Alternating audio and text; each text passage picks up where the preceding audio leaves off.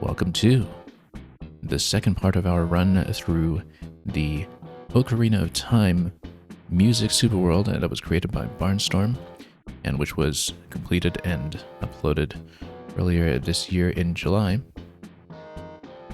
In our first session with the superworld yesterday, we went through worlds 1 through 6. That's 30 out of 40 of the full 40-course load that we have in this end-to-end recreation of the original game.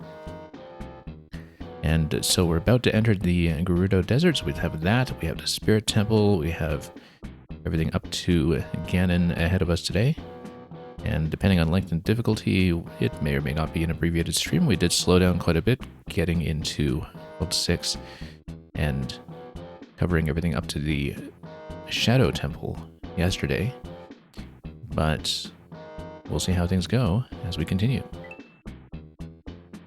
So one thing we have been noting quite a bit so far over the course of this superworld is some of the attention that has been paid to the layout of the world map itself.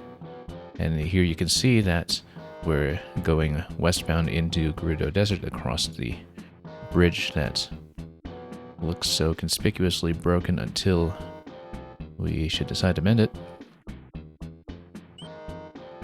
But let's get into the desert theme and give it a listen.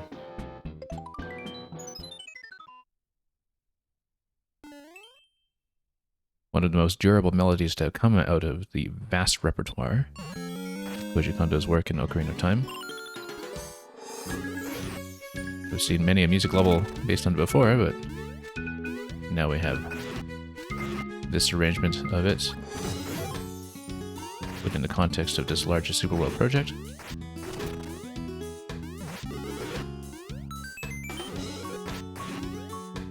Oh, nope, lost that. You know what, we'll just take the hit. Let's try to go for the coins. We won't always deliberately go for them. We have missed some optional rooms and secrets so far in this run, including one in one of the early worlds yesterday where I just accidentally hit the goal instead of entering a key door, for which we absolutely had the key.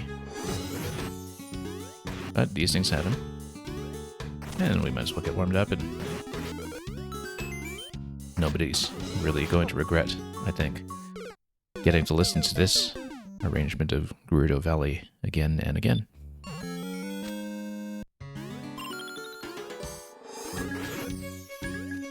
Okay. That 10 coin up there. Not reaching us anytime soon.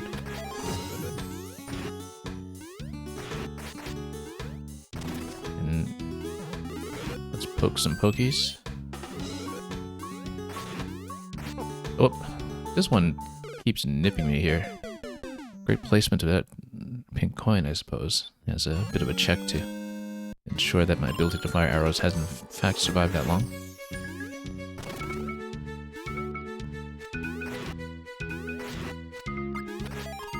Anyway, let's continue. Maybe do this a little more precisely this time. Oh, let's catch up a bit here too. There we go, finally.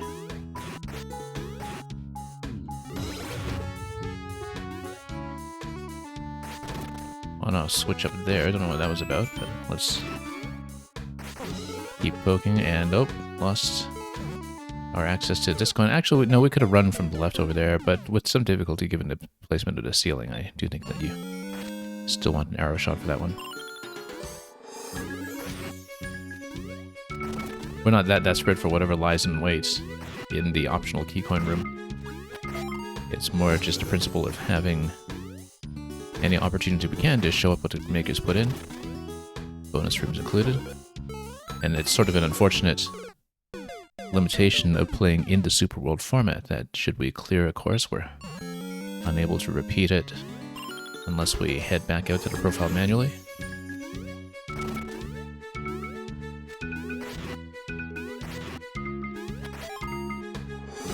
Anyway, let's see what else we can do here.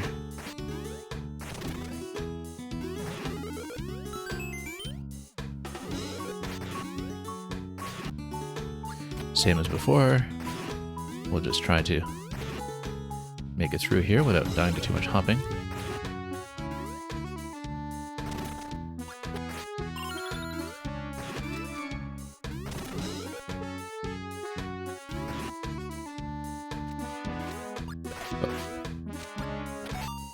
Okay, figured that out, and then that's a checkpoint here. I guess we did need to slap that.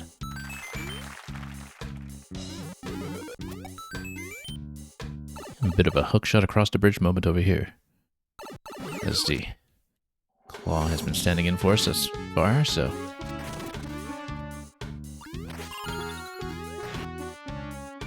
Not that we really need the extra lives at this point, but we do want to complete everything we can as we see it. Whoops.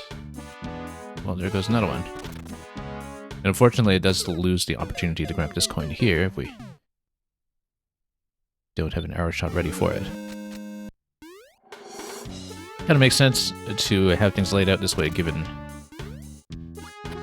how much of the early experience of Gerudo Valley is the target shooting, even if we're not strictly mounted in this particular recreation.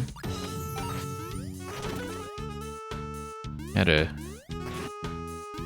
good run with the Chain Chomp Rodeo over in Lon Ranch already, so...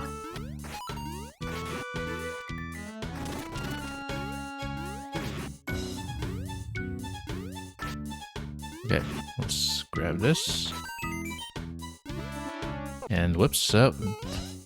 And yeah, no sword over here for the final tap.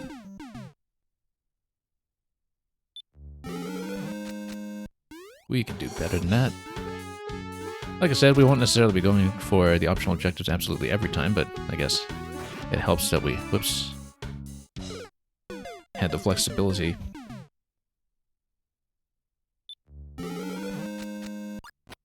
of buying a little more time to do Worlds 7 and 8 at a bit of a relaxed pace today. It was a bit of a difficult call yesterday as to whether we wanted to continue attempting the Super World end-to-end in a single sitting, but after we were unexpectedly stalled in the Shadow Temple for some time,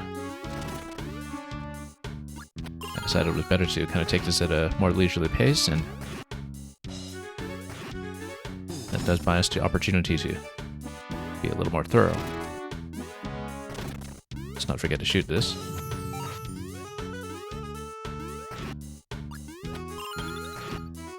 And tap every one of these. Oh, that was a close one.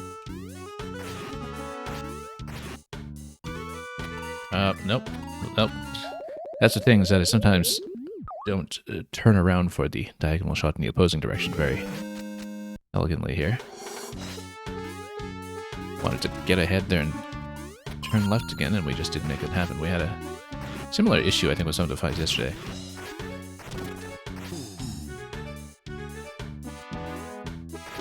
In terms of just getting Link to reverse what we needed.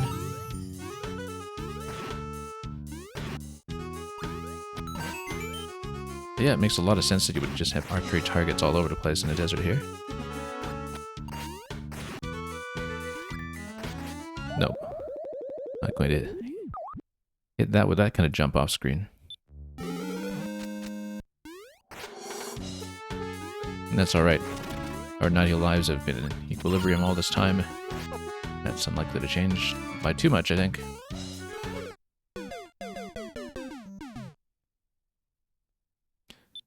So we'll just continue to go for everything optional that we can.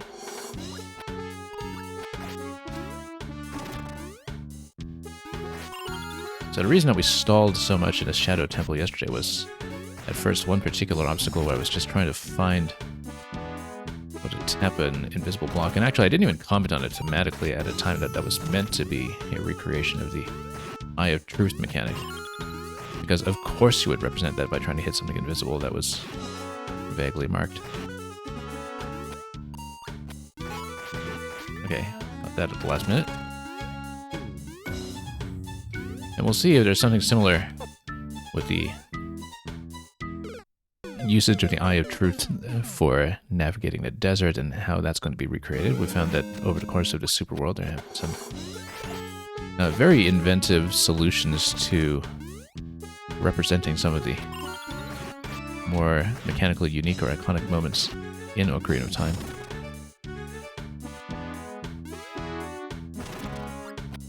And that the variety of the Super World experience when it comes to what you can do with the music level has very faithfully replicated the variety of Ocarina of Time itself, which is something that is really quite worth noting about the game.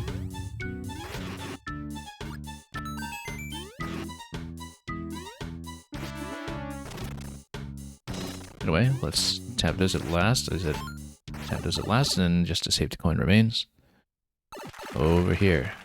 That'll just get us up to rooftop of the fortress. We don't want to hit what is obviously a goal pole on one of these vines, possibly the central one. It should be the central one given the distance from the end. But yeah, this Super World has thus far made an effort to disguise every single flagpole. The castle theme X's can't be disguised quite as well, but thematically they are made to blend in. And look at that, you can actually get to top of the flagpole this way. That's a lovely touch. There probably have been other top of the flagpole secrets that we've missed up to this point as well, of a similar nature.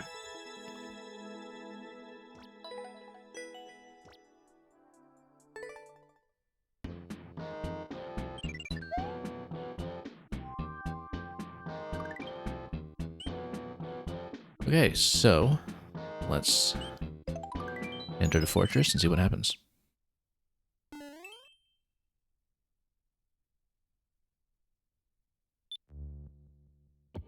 Well, we have the night desert wind to deal with here because we are sneaking around. And of course you'd have Wendy over there because the Gerudo warriors here do have to be correctly gendered. And yeah, this Wendy, of course, is going to be obstructed by the ground tiles, but we do need to enter the fortress this way. And load in the music here as well. Raid the dining table a little bit for another Master Sword we don't need.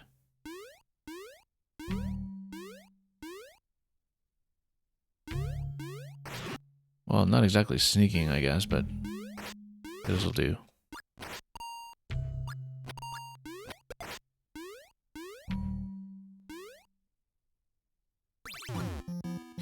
Quite a lot of semi-solid coverage, of course, all the way through the background to make this look like a proper interior. Lost a sword. We'll have to still fight our way through this, though. Or not.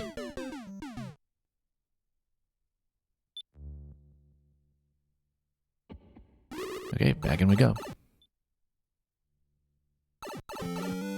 Interestingly enough, if we head back out here with Master Sword, is there anything that we can do?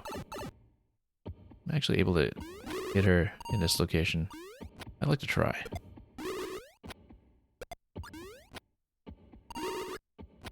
I just want to see what happens. I don't think it'll really do anything, but you never know, because this is practically inviting you to try. And look at that, we get to fight her down here.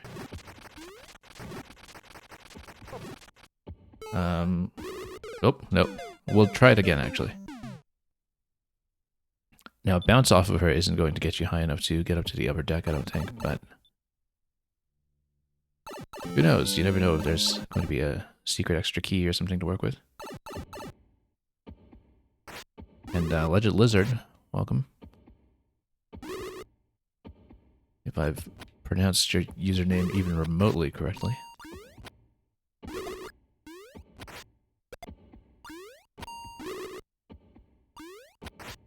Okay, let's do a little more poking.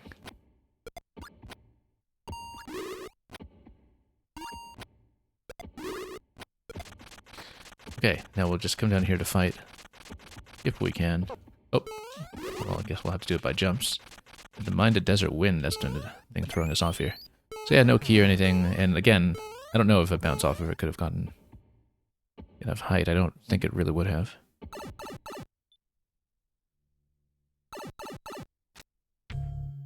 But we'll get the other Master Sword off of the table. Oh no, it's through the pipe as well.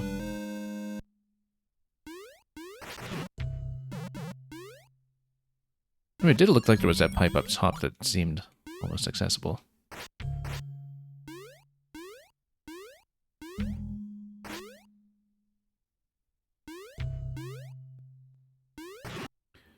Okay, let's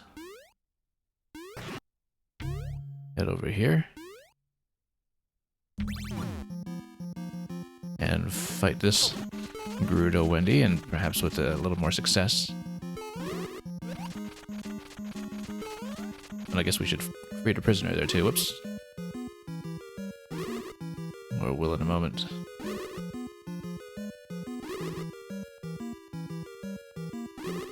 If I should kind of like to jump down. There we go. That's the key.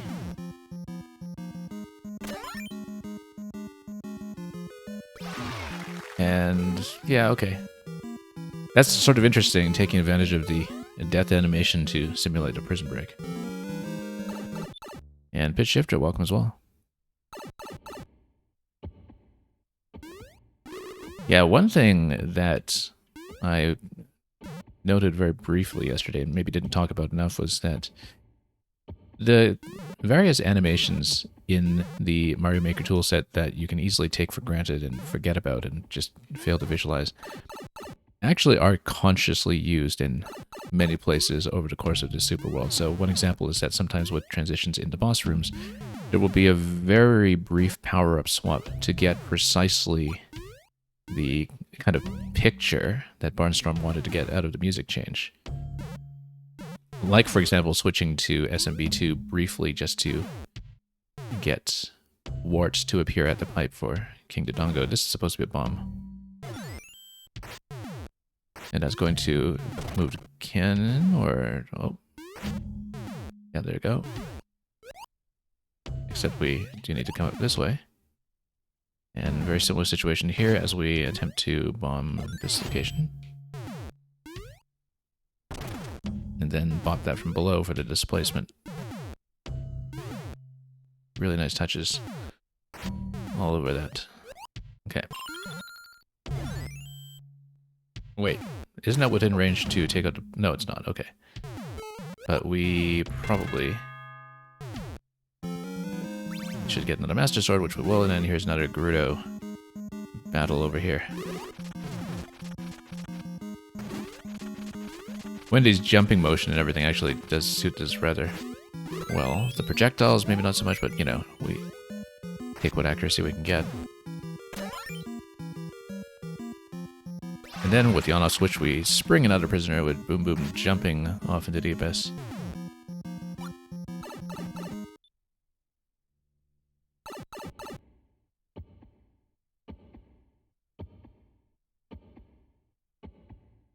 But yeah, some of those other pipes definitely have me curious, like the one up the top. If you have some kind of alternate infiltration route, that might have been possible here. And, oh, I guess we'll fight some more. I mean, we don't have to necessarily, but we do have more Master Swords available off the pipe on to the left, so we can do that. You never know when there's maybe some kind of entity limit that's bound to the boss count here, though, that might wind up mattering. More Master Swords in case you ever break your current one, like you might be tempted to do in a Zelda game of a wilder variety. Oops.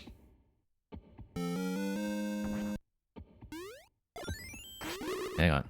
Let's just bomb her out of there. There we go. Yeah, no real reason to fight those actually, but we did it for style. And up we go.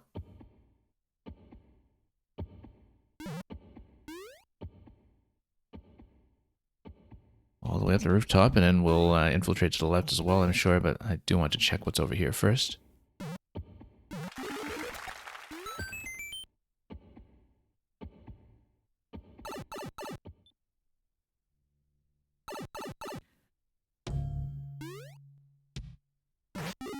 And more tables in the interior. That one's going to send us up eventually.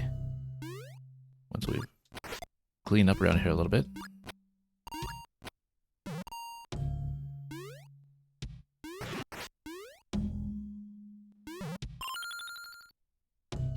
Okay, that'll be a stomp on the left that's going to activate the on-off switch, but first we need a way to get up there.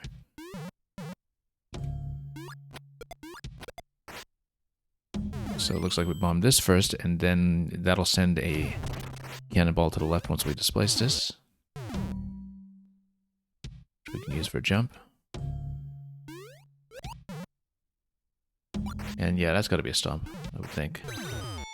Sends you straight through. Oh. So much for the Master Sword.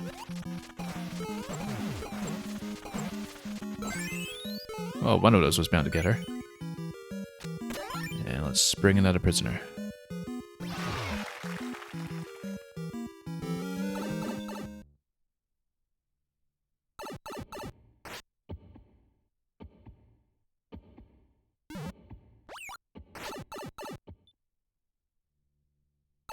Now past this checkpoint, what do we have?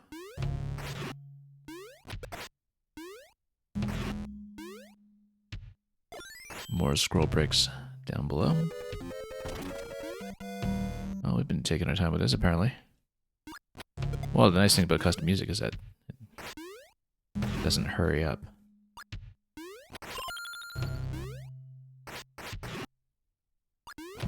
Which unfortunately also means that you can easily lose track of time. Clearly this is something that we have to tap up here, and yeah. Now we have a somewhat more dangerous bit of terrain to work with. Oh, not within range, unfortunately. That's too bad. Fine, we'll just approach it directly.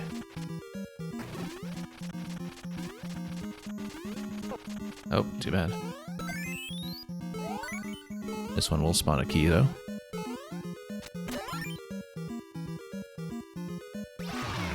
Pop another prisoner out this way, and then let's see what we can do with the seconds that remain.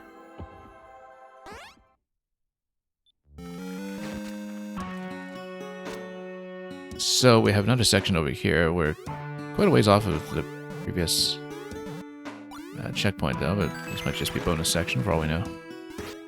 Where you can attempt to hit the targets with somewhat better success, I hope. I am watching the time, incidentally, but we're being reckless about it. Not knowing exactly how much there is left to do, and that's got to be a flagpole here, right? Close to it. 10 seconds, that was absolutely reckless then. Because we would need to bomb some of this and then slap on this side. Oh, that's fine, we'll do it after timeout.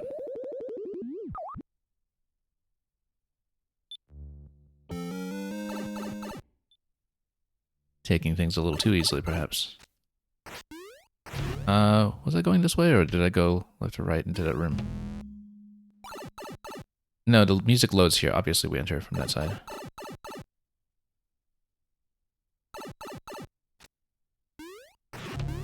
I lose track sometimes. Yeah, no, because this is the scroll break into the drop.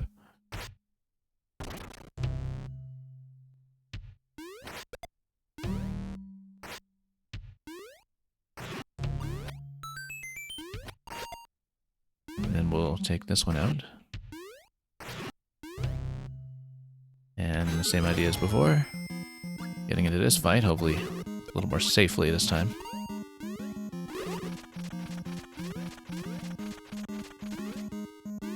We should really take care of that other piranha up top, but when I have an opportunity. Oh, we can just ignore it.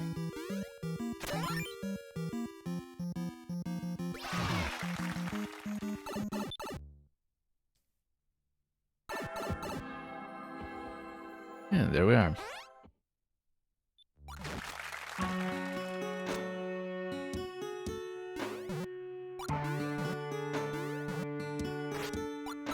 Anyway, we have time to indulge in this time if we really wanted. But we're up to 99 lives already, so... We've proven already that we can do it. Also, just going to tap these frivolously, but no, looks like they're well obstructed there. Anyway, and this is obviously bombardment followed by a stomp. Oh, and that actually triggers a switch for everything to the right side. Can we? Wait. Okay, that is the flagpole. I was thinking, there's no way that's a log, but... I was already thinking that that segment looked like it was going to be a flagpole finish. It's just that you have to look at it very carefully sometimes to see which column exactly is being disguised. Often the center one, but not always.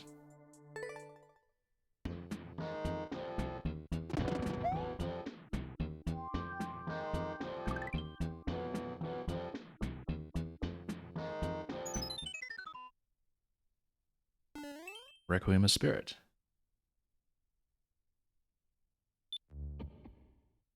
Yep, so of course the terrain is rather continuous with the ending of the previous section. And this time they've locked it down a little more successfully.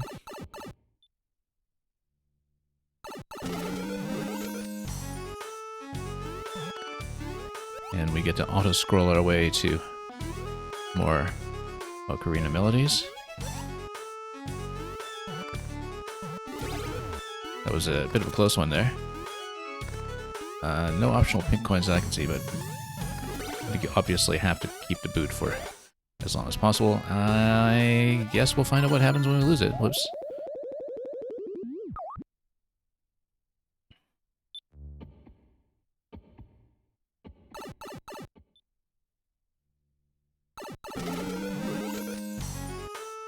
Well, might as well try it again.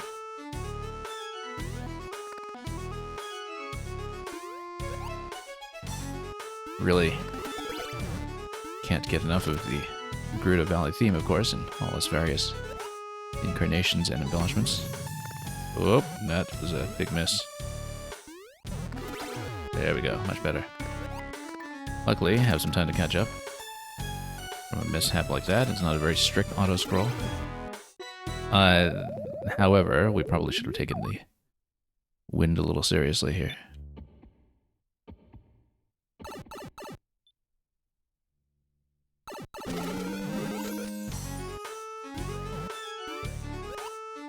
It is like everything involving the Master Sword in SMP1 with the wind pattern that entails, but depending on your position on the screen, when everything is standardized around the same auto-scroll timing relative to the wind timing, you might find yourself in a bit of a sticky spot like I was just now, where we tried to lunge ahead a little too ambitiously. We can just jump into the boot for stuff like that, but hey, what happens when... Oh, I missed it. You know what? Why don't I take a squish here? I want to see if we can do anything special by jumping up top. It seems like that's kind of the main road anyway, though. I don't know what the door is for, necessarily, but...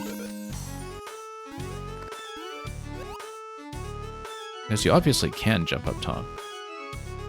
I just don't know if it's preferred to do so. Whoops.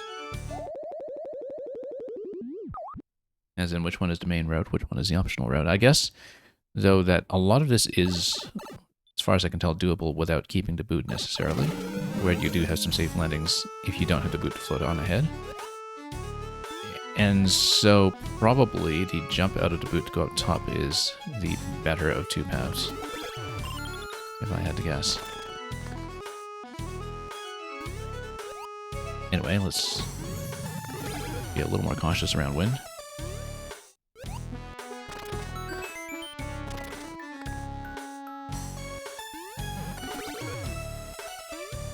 And not lunge ahead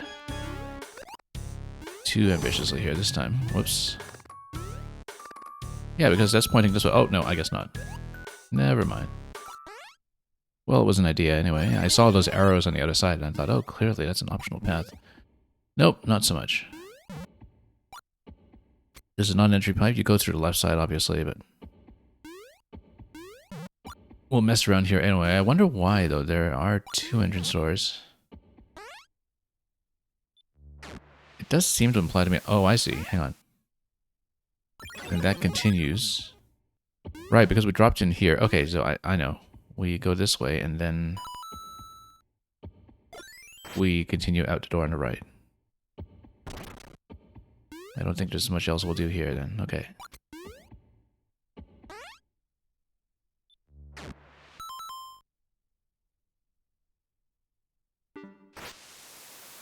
Okay, then we'll continue in this section that is meant to simulate matching the previous one, and then the moon is going to look very friendly to us here, which means, of course, we'll try to catch it.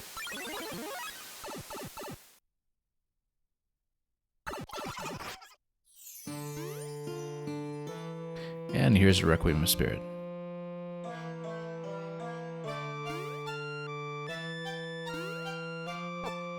Oops.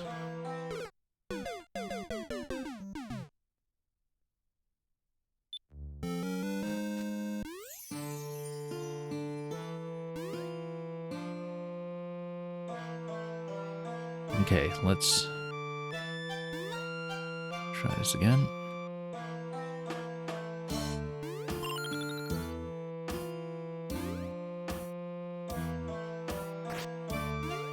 I think one subtle thing that strikes me about this remake is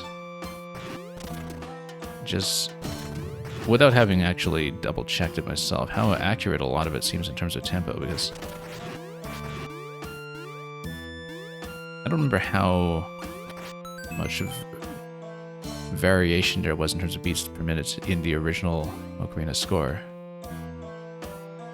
But, oh, didn't grab the key. Ah, well.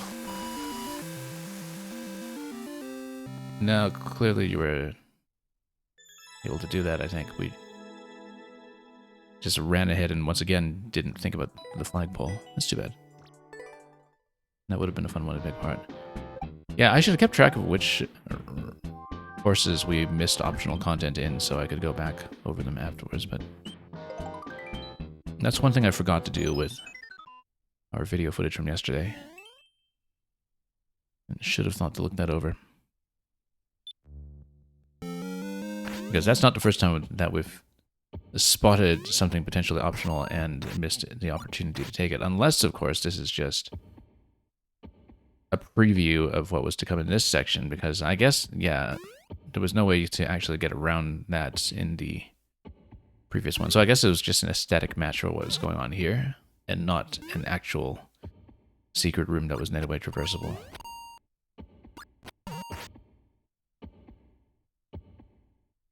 Well, does mean that we'll grab the key on this side. Yeah, because I guess if that's the approach to the key, then we wouldn't have been able to cross the goal anyhow.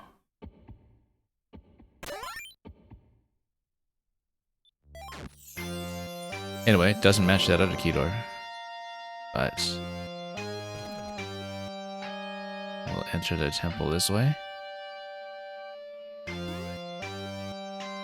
How does it handle the time travel shenanigans, I wonder?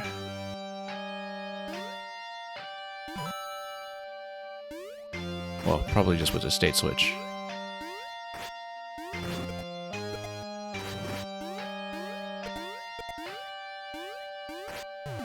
I bet we can kick these over in some form to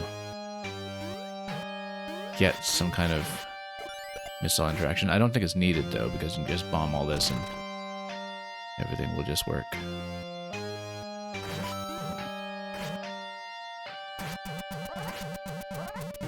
Does Pegasus Dash actually work for this? Yeah, it does, actually. Simulating, of course, young Link's crawl through the narrow passage. Kind of a nice way of implementing that, in fact, just to force to crawl into the little crack. Whoops. I guess we'll need another sword. Once we've taken out this one here. Larry has generally stood in for Lizalfos. And I guess we need to walk this over, and is it going to walk over any further? Or, nope, back over here, yeah. That'll give us a sword to dislodge this one up, and then we'll be able to break the scroll this way, but let's see if there's anything else accessible here yet. Nope.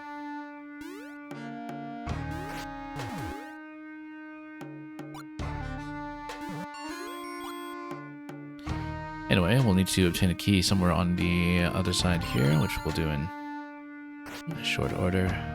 So yeah, something entity-based to let it bomb, unless there's a sun lighting up the bomb just by screen position, which I think is actually the case here. There we go. Well, it's very satisfying to have deliberate angry sun mechanics. We've seen it in so many stages in the past, but it's still kind of a treat every time when it's used in a very thematically appropriate fashion. Anyway, the power just unblocks that door. This just did the state switch to create the shortcut. Going back over this way.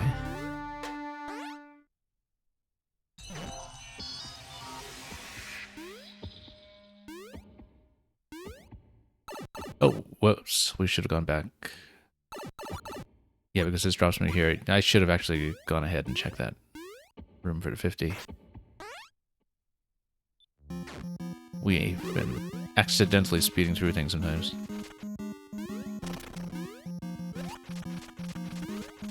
Anyway, we'll do something about the Roy battle over here. Trying to remember, this was supposed to be the Dark Nut room in the original game. I might be wrong. It's been a long time since I last returned to Ocarina, and so I don't quite recall the mid-boss distribution that well.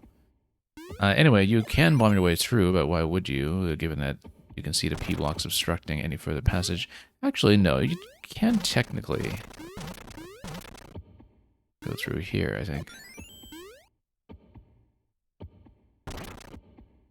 Like, just put this in each succeeding slot. And see if you can carve your way down any further.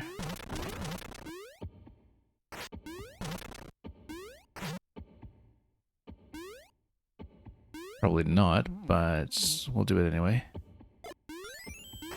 Hang on.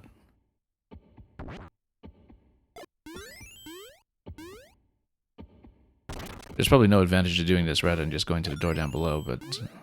Oh yeah, that was the original locked door, though, that we took coming into this in the first place. Whoops.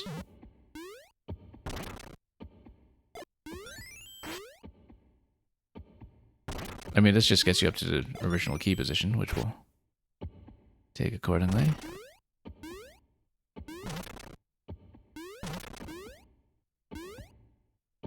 I think this is sort of an illusion anyway to match the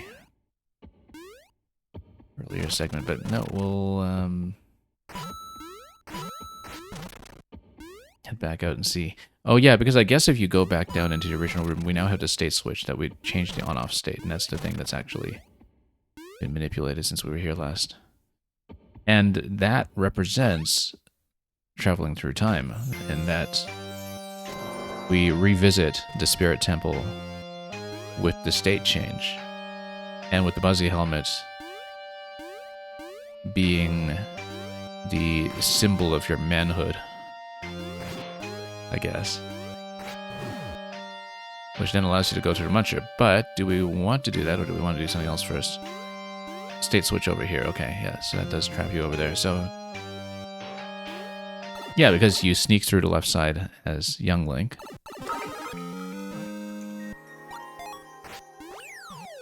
And once again, every time you see some of the power-ups swapping here and there, it's partly to add a little bit of additional aesthetic flair for the pipe transitions, as I understand it.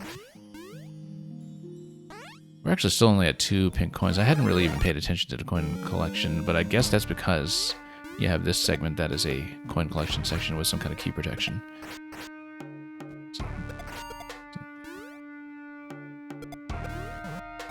Okay. Some kind of anti-key death. Except here, we're just collecting each of these nodes, and we'll need to wrap around to the other one. Eventually.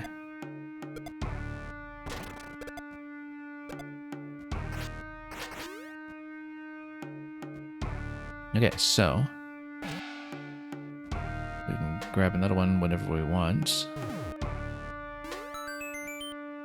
And at this point, well, let's see what can actually be bumped. Not much at the moment, but we can hit here and then bump it over from that point. Whoops. It's okay, we've got power-ups galore. We can afford to do this. And then probably tap it, raise it. No, we have to bump it from below with the helmet, obviously. Big muncher.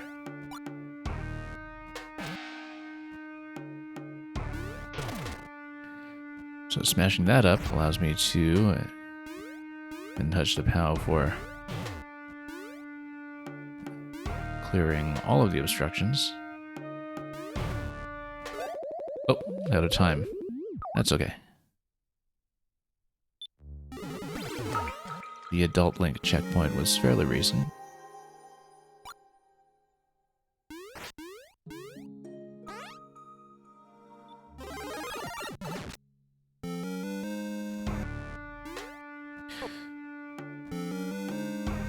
Yeah, you can tell with each of the full-size dungeons that have been placed at the end of each world in the Super World sequence that they've had to get a lot of mileage out of some very minimal music loops when it comes to entity budget, because there was a real commitment to making sure that no matter how much other things in the world were broken down into segments, that the main dungeons of the game themselves were continuous playable spaces, and which certainly hold up very well by the standards of full-size Zelda-style dungeons using the Master Sword in Mario Maker. We played lots of them before. It's really a format I quite enjoy, and which I think often doesn't get shown enough simply because of the way that the streamer meta, so to speak, has always kind of featured shorter creations in many respects. We want to send a thwomp over, I think. I'm sure we can. There we go. Oh, except it just falls back down. Because... are we able to bump it further to... send it up? Actually, you know what? Let's rethink this. So you got this guy over here. You got this swamp that can be raised like this. But then from that point on, how do you potentially bump it further? Let's think about this. There is a solution to this. Mantos, welcome.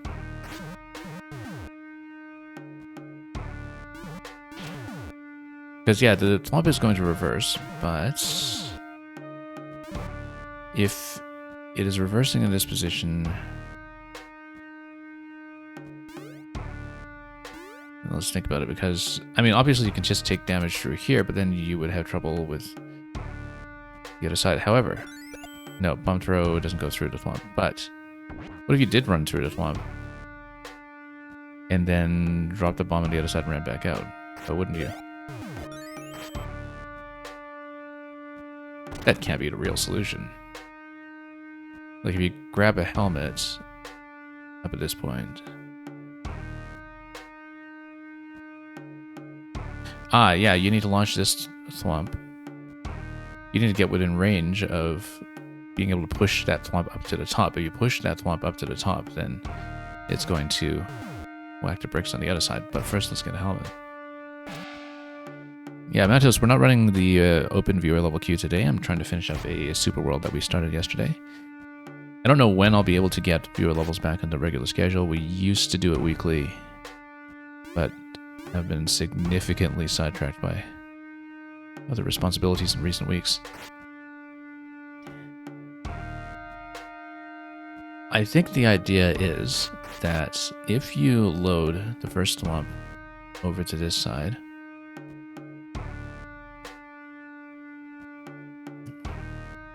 Well, there's the one-way panel here, so how do we get within range of launching the second thwomp? Let's think about this, because you move this one over, and it does fall back down, but then why would you want to do that unless you... Yeah, because you want the top thwomp to be loaded on top here, but I don't know that you have enough time to damage boost through it and wrap around to do anything with that, because yeah, it just reverts back to that position. However,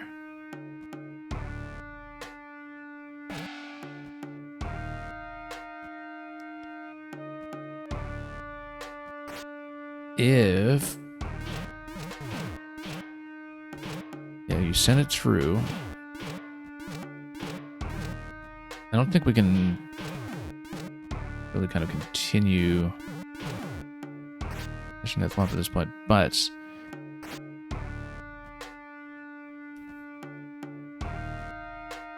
yeah, eventually you're probably going to have to release a POW off of the left side with the red pipe, and then the POW is going to get through with the muncher, which then gives you a bomb location to go down. We need to rethink the thwomp sequence slightly. Because we know we can go through here, we know we can hit. We know there's also the Master Sword that's available through there, but I don't see a way to actually get into this area myself to get within range of trying to activate the upper thwomp from below. Because you can make it hit. Oops. But then... yeah, I mean, the damage boost off of it is overtly a distinct possibility.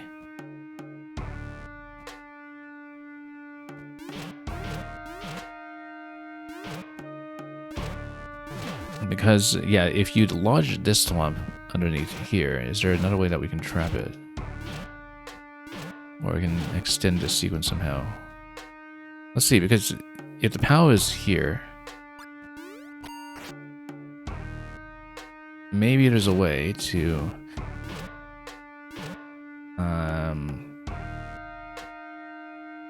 yeah, because we don't want this gate permanently trapped on top. This is supposed to lift the upper thwomp. But if we're over here... well, I mean, yeah, you're obviously not supposed to go up there, because that spike is there, I think, specifically for the circumstance that you try to lock yourself... oh, I just locked myself. Yeah, that's a death spike specifically for a deliberate self-soft lock over here. That's obviously what it is. I'm just thinking I might want to reset the rethink the thwomp sequence, because it could be something like a Pegasus dash interaction, perhaps, that I didn't consider. Or something else to do with maybe obstructing a thwomp with the use of bombs to kind of manipulate its retracing location. Where, for example, you kind of set a new reset position for a thwomp as it's trying to bounce back.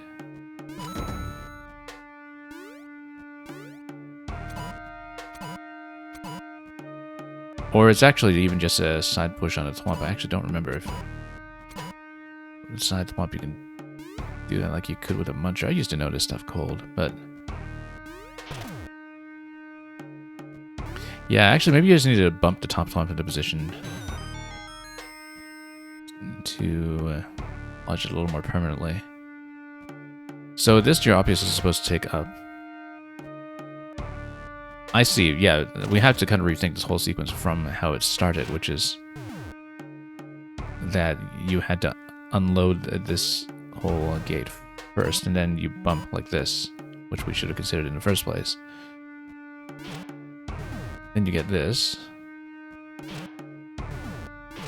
30 coin would be interesting here. I guess maybe if you had a bomb in that position, and then the 30 coin might spring up initially on the bounce.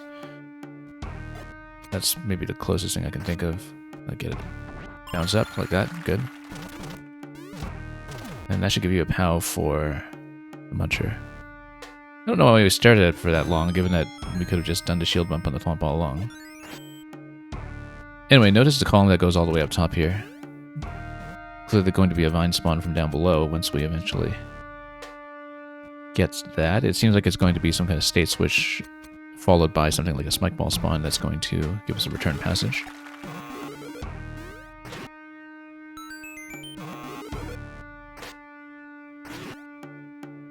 And this tells me that I should... Whoop.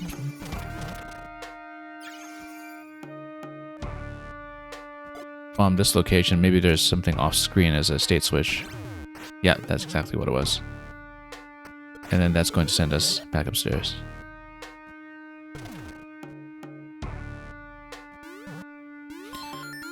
And give us access to this door over here.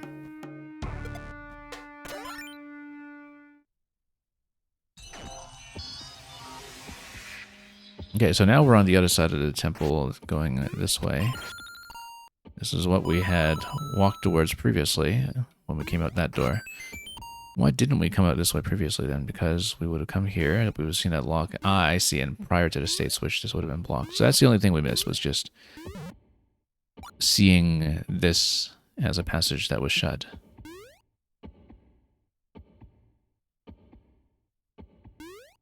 Everything else looks in order, so let's just continue. And load in more music.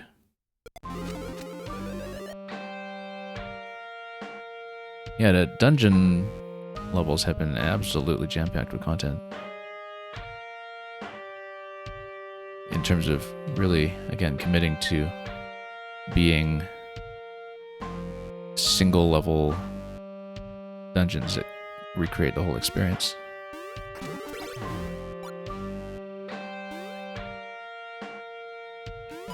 With this level in particular, with the Spirit Temple, I was wondering how that was going to be done, whether it would have been something that would have been split, which one maker or another doing this full game Ocarina concepts may very well have considered.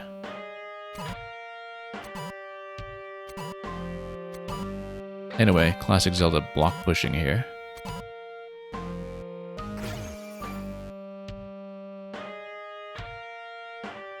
I don't know if that could... Yeah, well, it would have been triggered where it does side thwomp at any point, so that's not what would have broken what you see on this side here. But now that we've released it, we can bomb this open. See what this spawns. Spike ball rolling all the way over to whatever was supposed to be here. I guess it's going to be another POW that will get us to shove the thwomp out of the way. And yeah, rolling all the way down here, it's going to pop this out of the way, and then we bomb the scroll location after that. Yeah, double layer scroll location, of course, specifically because of this interaction that we just showed off here.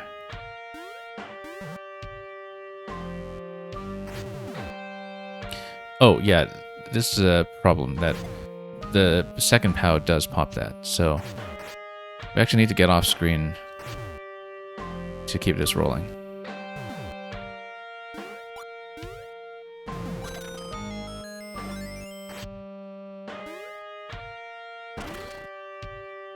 Anyway, with that out of the way, we grab another sword from the pedestal and head on down.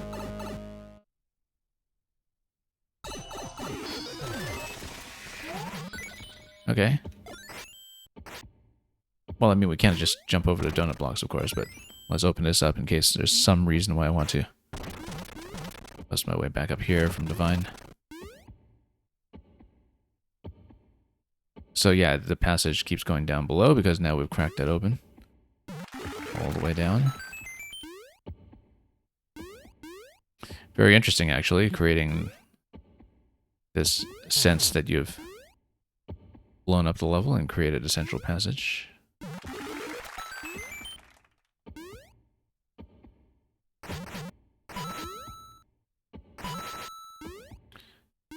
Although, let's check the left side just to see. Yeah, no, everything got gated off by the state changes that create the blaster gates on the tracks. very complicated sequence of on-off logic and looping through this room multiple times to make that happen, but we are getting into the boss with 80 seconds remaining, or rather, we would have had this not been broken down slightly further. So it kind of simulates picking up the key and about to enter the boss. Yeah, given the scale of this level and given everything going on with the state change, I'm not surprised that this got broken up slightly further before we hit the battle that lies ahead. Still a very impressive scale of condensation, even if Twinrova wasn't going to be crammed in at the end. It was very impressive with some of the earlier dungeons that the bosses did manage to get crammed in.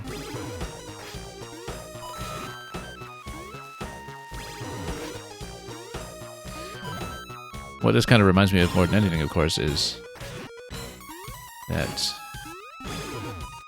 Twinrova do, in fact, make an appearance in the Symphony of the Mask expansion to Cadence of Hyrule. They are the synthesizers, Synth-Rova. And, oh, no, that was incorrect. Need to tap something there. And the instrumentation here just kind of immediately reminded me of that. Yeah, actually, you need to tap the blaster up at the top. That's clearly marked by the track box.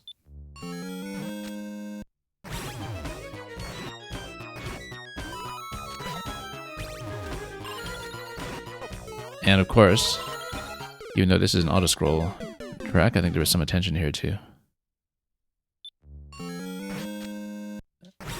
This dual coloration that you get off of the on-off mechanics already inherent in Mario Maker. That, whoops, I was supposed to stop there. I was trying to stop there.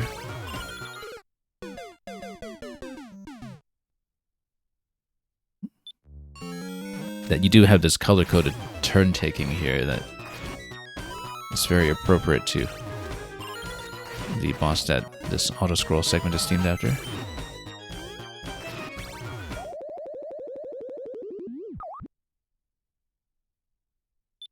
Over the course of playing this strictly in a Super World format, perhaps one thing we haven't paid as much attention to is how coherently playable each of these levels may be if they should come up individually. Because, you know, you just see this, not knowing that it was part of the whole Ocarina sequence, it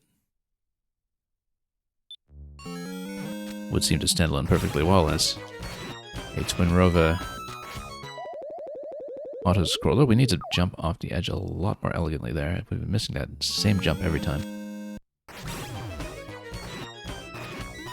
There we go. Nice big fat jump there. We were somehow missing the whole time. Oh, too late. Fell behind pace.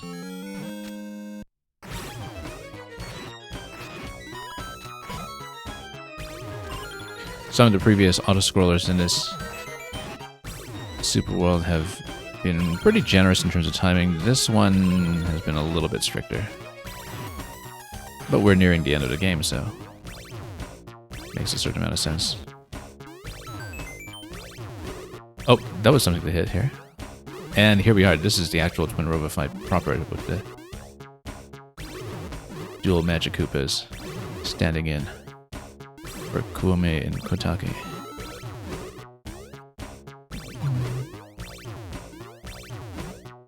And, or however you pronounce them. Actually, I've never actually heard their names pronounced. I think there's some chance that actually some analog or reimagining of them do appear in Age of Imprisonment next week. In fact, I haven't been keeping up with it, but I know there was some implication of that in Tears of the Kingdom already, and so... Anyway, one beam over here, and we'll see about the POW in the center in just a moment. And that just gets you the key immediately. Did we actually hit anything of note on the side then? Yeah, we did already. I couldn't remember. what we activated, but let's get through here. And the adventure continues. So yeah, very much a full-scale level, taking advantage of having its own space and entity budget to work with, I suppose. Now, why would you want to do that, given that we wanted the red platform ahead of that side? I guess that's just a check there, because you don't know exactly what the on-off state is coming out of the previous room, depending on how you're playing it, perhaps. And so that's just an extra safety switch to get you into this section. And then now you have the continuation of the twins fight. Well, we see POW blocks up there. That's going to be diagonal shots. And it is going to be time sensitive on either side. Whoops, 3 POWs on either side. And so you do have a limited window to get into a shooting location. This is, as I've said before, exactly the mechanic that I'm bad at.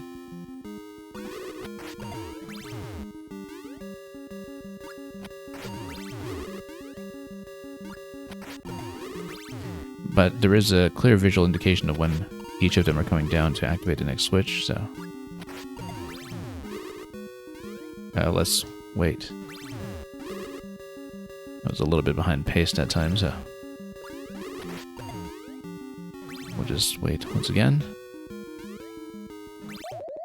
It's clearly one Magic Koopa, by the way, going back and forth on the track, but meant to simulate fighting two.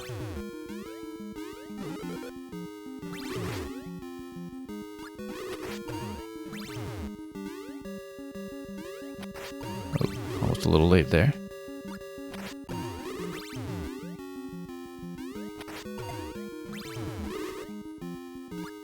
Notice, too, the Magic Koopa projectiles here committing to the color coding from off-screen. Okay, so we'll get onto one of these sides and then go diagonal shot across here, and then that gets you the key to complete the fight. Very interesting multi-phase implementation of that. Aesthetically quite distinctive. And yeah, then you get to the Spirit Temple. Once again, the flagpole, by the way, is immediately to my left over here. The little protrusion over here is just a castle design. So yeah, this is flagpole. And that is it for World 7 of 8. 5 levels to go to represent the sequence up to Ganon's Tower.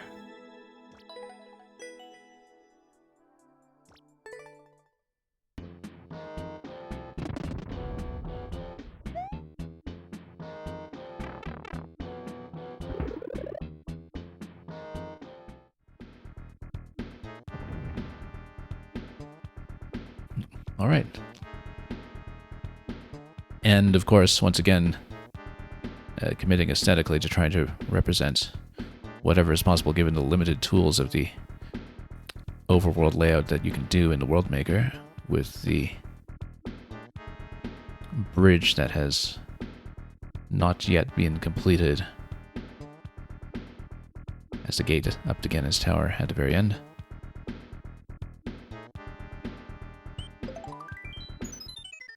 We'll see how everything goes with the crumbling escape sequence and everything eventually. But first of all, we're going to have one more pass at Hyrule Field as we auto-scroll our way through and drop it immediately because we have lost what we require for the first pink coin. And let's do it until we get it.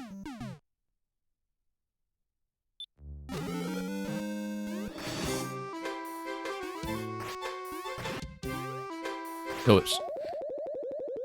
That was a bit of an accidental vine cling over there. Let's get some of this sloppiness out of our system.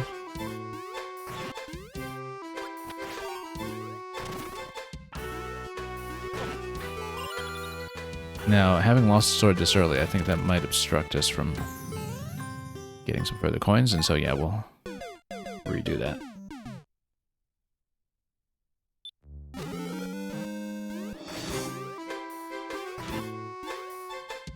It's been quite worthwhile, I think, to have had several passes over several field here to really kind of recreate that sense of travel time throughout a full adventure in the game. And also just stretch out with a little more music sequencing.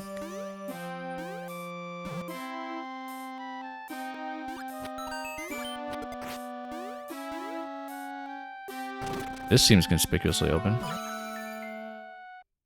Not for long, though.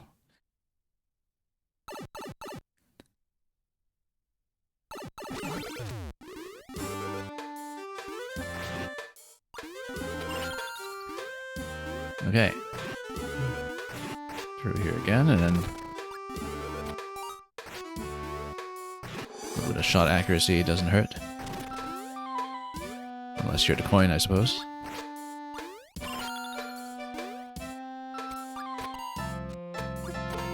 Come on. A little behind pace here. But we have ample room to catch up.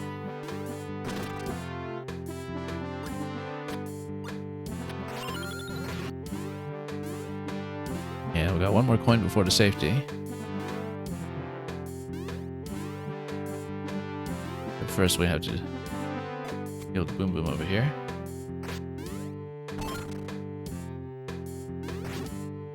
Now I might need Link for the safety coin, so let's not get too risky with this.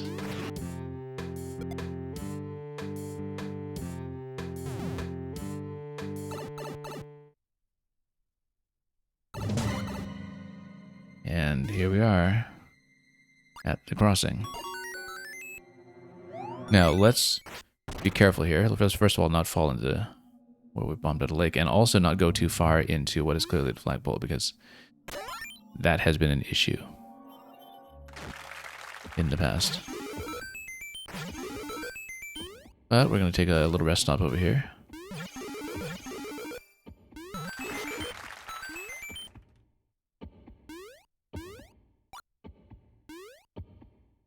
This, of course, recreating the lower pipe that we totally repeatedly forgot to enter in one of the earlier levels further back in the sequence that we saw yesterday.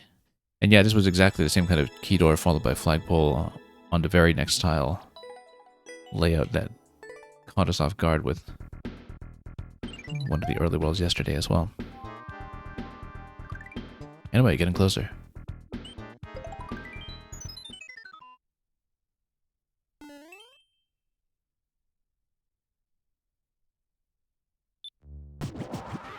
And we'll see how extensively we're going to ride our way into Ganon's castle. Let's be careful about the connecting passage here as we enter.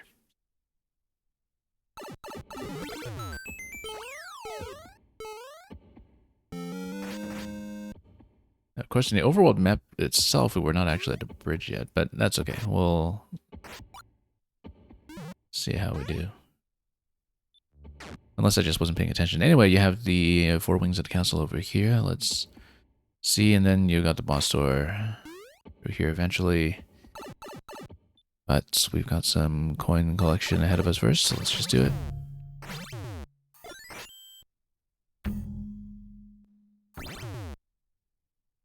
And then this will be arrow shots.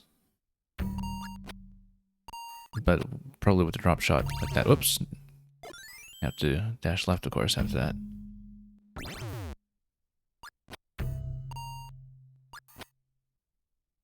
There we go.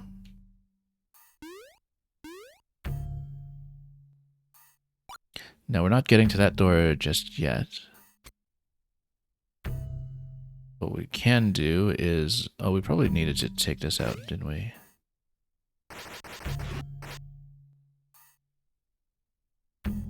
Because I'm looking at this thinking, okay, was there anything entity related we need to look at here? We needed one additional tap on our switch. Didn't we? Well, there's the POW down below that dropped down.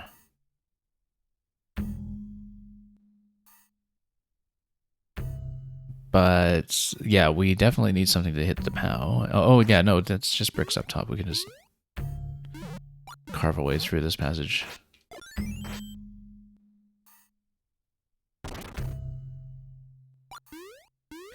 But you do need the on-off switch to access that, which... Oh, hang on. Would require that I maybe take 2 arrow shots and go through here quickly. I think that's probably the case. Let's get rid of this guy.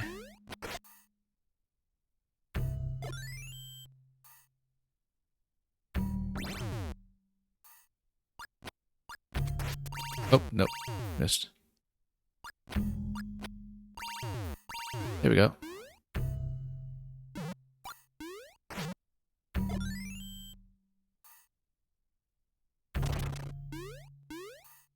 Yeah, we could just come all the way up top, pop this, and continue.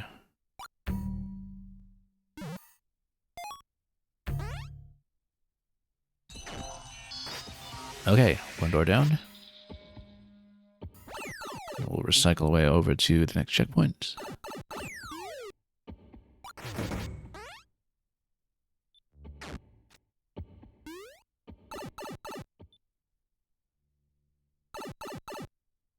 Okay, so over here we're going to have the coin collection off of the top right. We'll have to drop there ourselves given the donut block. A downward thrust on the magic opal would send it elsewhere. If you sink it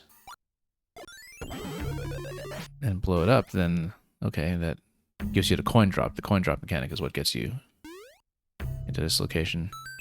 This then gets rid of the muncher. It does an additional coin drop for all of the remaining vines, but then you would need it to launch a bomb by way of downward thrust. Whoop. And a little more accurately, one went to hope. Oh, let's just try it again. But then you do need to let it lift. You can't stand here. You need to let it lift so you can have enough room to thrust it back down.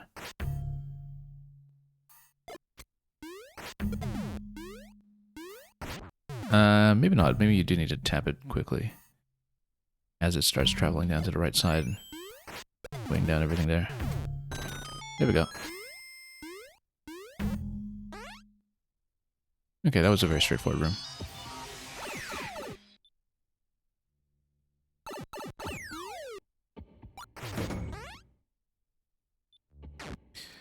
Next we'll do top right.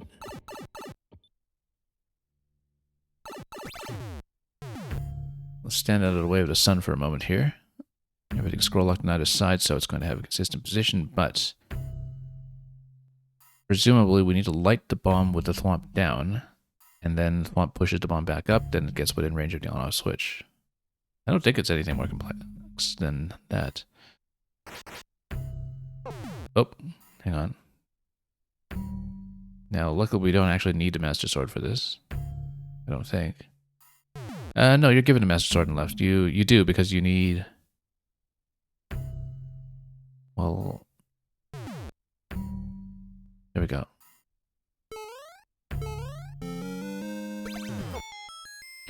You need to survive this stuff, that's why. Then you also require the Master Sword to up this into position. That's a pretty quick exit from here. So yeah, a lot of single-step light puzzle rooms.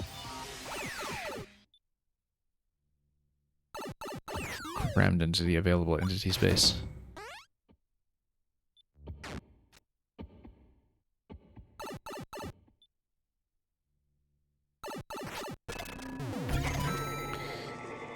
Anyway, at this point,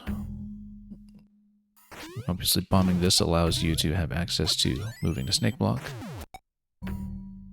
We don't know where the snake block is going to go. But this is representative of the Shadow Temple Eye of Truth mechanic that we had seen before.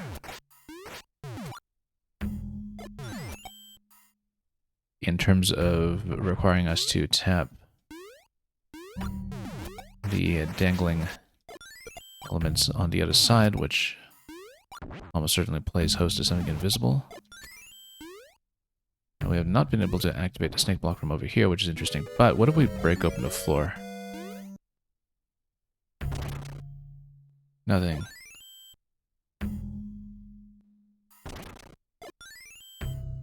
Something. Now, given a half-tile placement here, but we've got no camera movement, I wonder... Yeah, we do sneak under. Okay, let's back out a little bit so we don't blow ourselves up. Then pop out to the right.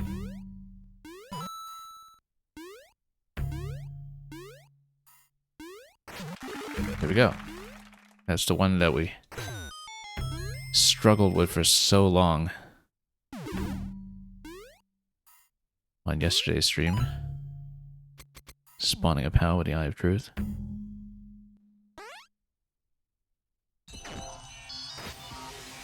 But luckily, that was, by this point, very familiar to us. And so we've completed all of the corresponding magic levels, and now we're ready to approach over here for the remaining coins. One being a safety coin, and one being unaccounted for. Okay, so what coin do we miss? If that's the case. If that is a safety coin, as I suspect it is. Ah, okay, yeah, that's enterable. Yeah, of course, because you need something that's going to be the Ice Cavern equivalent.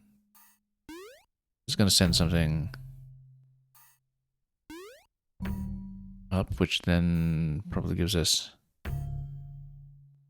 nothing yet, but does allow us to drop this icicle to trigger something else potentially.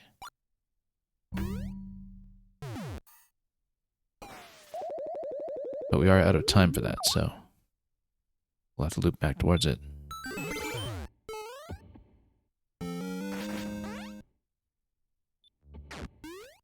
Okay, so just the top room here.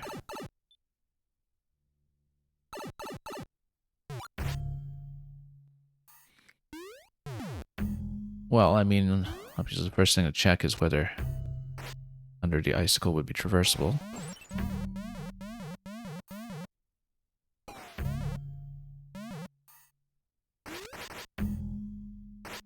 I feel like we need some kind of entity destruction to spawn whatever is supposed to come from the blaster.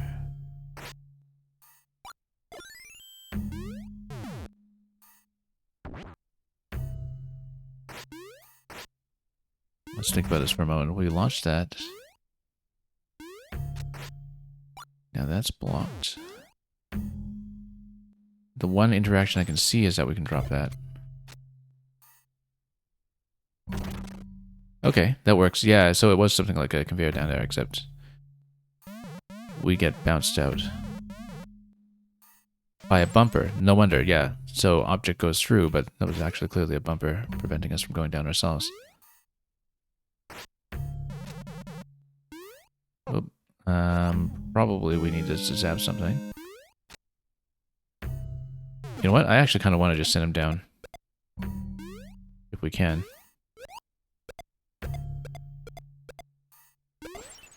Hang on. No, we need to get another one here.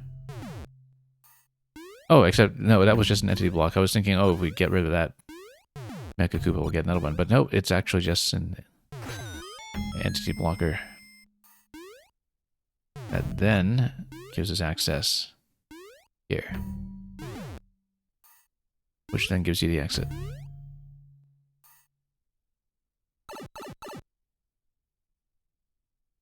Okay, very interesting.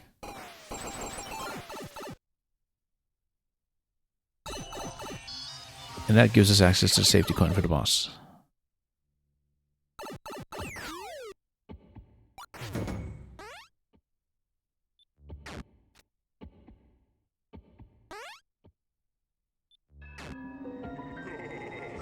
Alright, straight into the skull.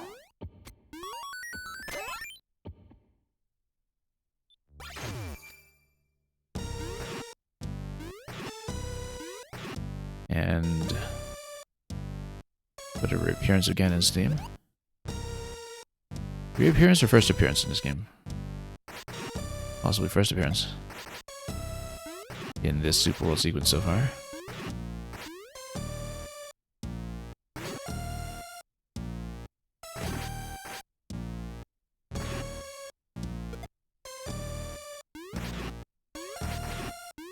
Anyway. Let's keep going and just make it through the tower. That's a... We'll have to push through here, of course.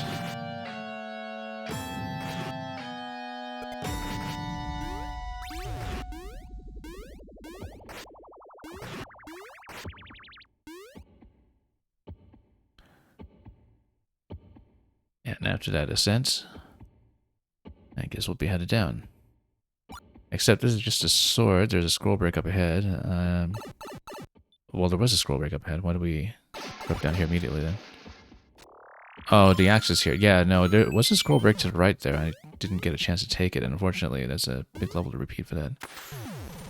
I wasn't quite sure if this would be, again, main road or side road, but there was a scroll break that was on the right side of the previous room.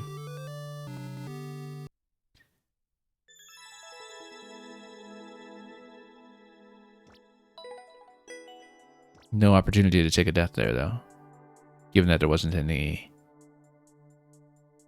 anti-soft lock protection, I think. Given how close you are to the end by the time you plug in the key. I think so, anyway. I didn't inspect it very closely or pay enough attention to the checkpoint placement to determine if that was the case.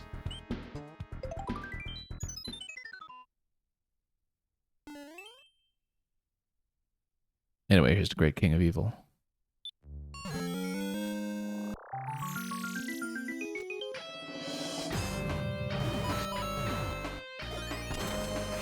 Okay, whoops. Let's not miss the first jump.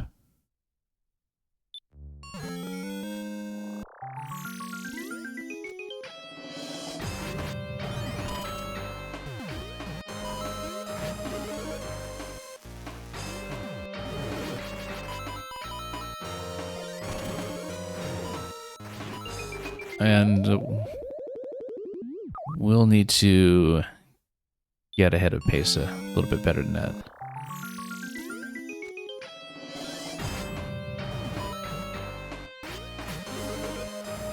Taking things a little too leisurely there, perhaps.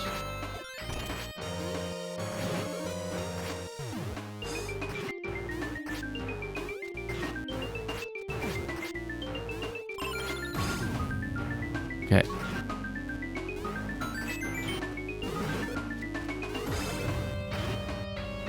This track, of course, is one of the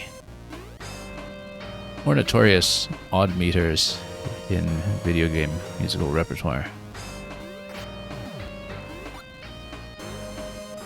And I was definitely thinking that it would be very challenging to even approximate it in the context of Mario Maker. I'm not listening to it carefully enough to really determine how well that's been done here necessarily, but we drop a bomb here. Drop a bomb. And then launch it. Oops, drop, and then launch it. Okay, there we go. Same idea here.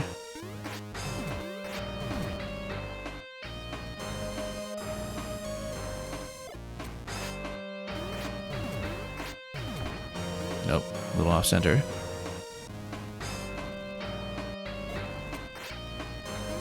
Way off. I think dodging projectiles here is less of an issue than just trying to send anything upwards.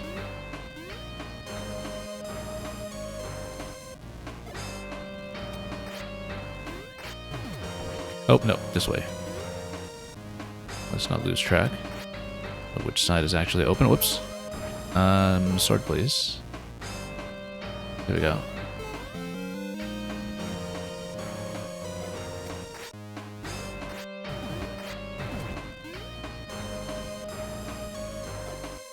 Yeah, just tile accuracy here has been making all the difference.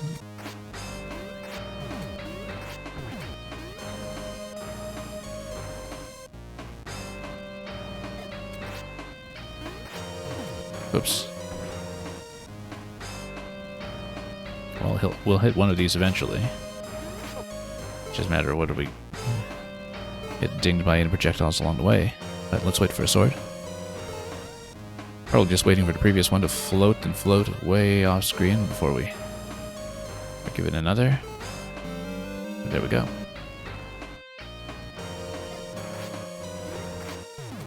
That's a little more accurate. And, well, no key yet because we actually do still have to fight. Luckily the Master Sword does quite a bit of damage here. Unluckily we no longer have the Master Sword, but that will hopefully just be a temporary inconvenience. I said a temporary inconvenience. Oh.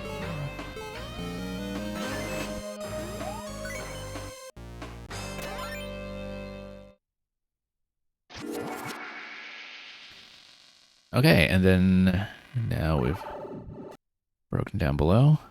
And we'll continue this way.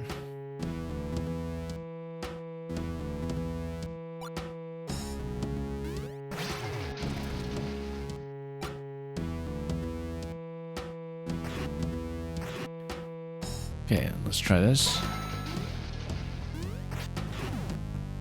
And then, oh, we're a little behind pace here. Luckily made it. Interestingly enough, oh no, you're stopped by the pipe there, of course, with the second tile. That was built in to that location. That was unfortunate.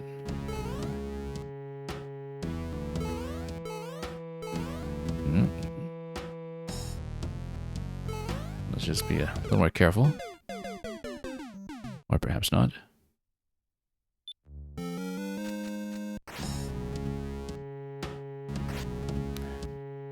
Neat little checkpoint offset and push there.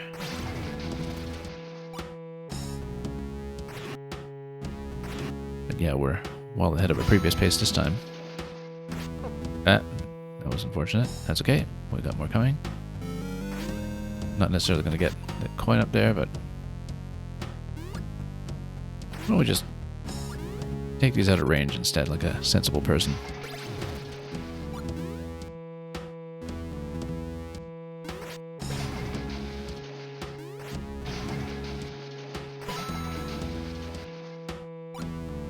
Get a bit of vertical platforming, followed by Deku Babas galore.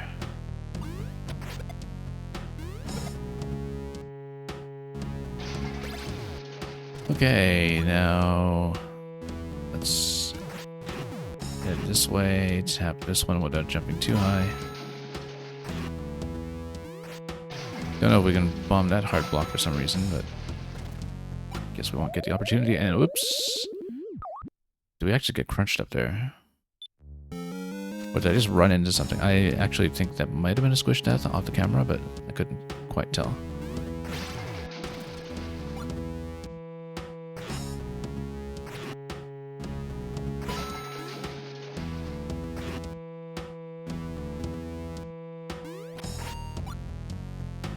Missing that every time.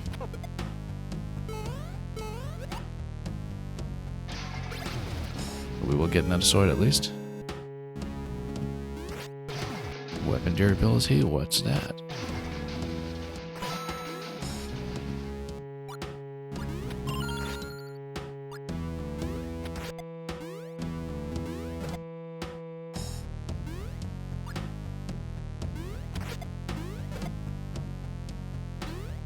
Anyway, might as well stand ready at the next location once we get it. Yeah, you do need a sword, of course, for passing all of the blasters, and the scroll is all too happy to knock you out if you don't make it that far. Whoops. Oh, guess we're fighting them manually. Hand-to-hand combat. Foot-to-foot combat. Foot-to-head combat, I guess. Whoops. Hammer 2. Self-combat.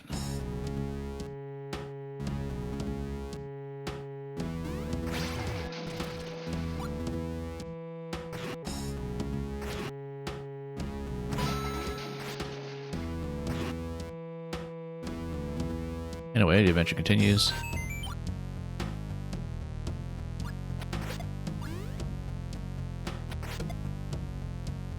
We'll get in position for the next bit here.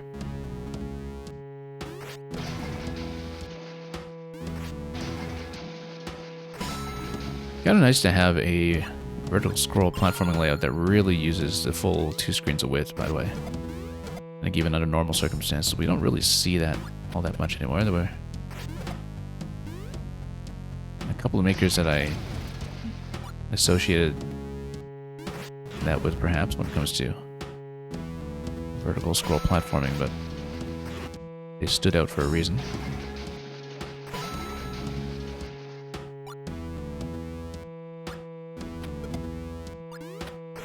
Nope, got caught there, but that's okay. We'll grab the other one, and there's a sword immediately afterwards. Oh, we could have gotten that sword as well, but that's okay. They're interchangeable.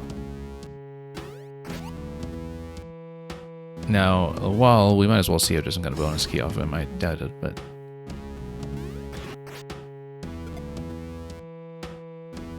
worth a shot. Okay. Having broken out of this side, we grab all of this at the end. I feel like we're not supposed to break this, but that if we did, there's probably a semi-solid or something for protection.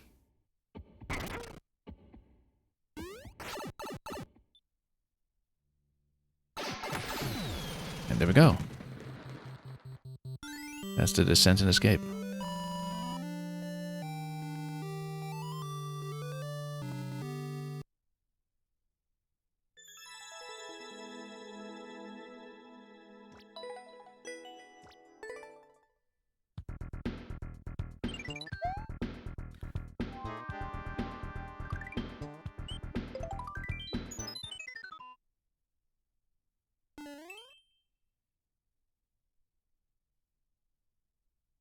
Or rather, the approach over to the last battle.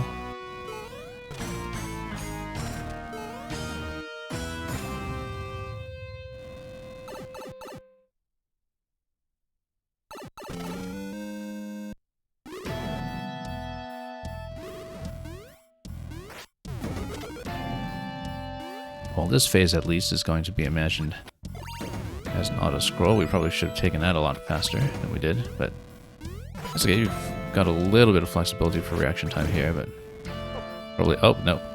Missed a bump.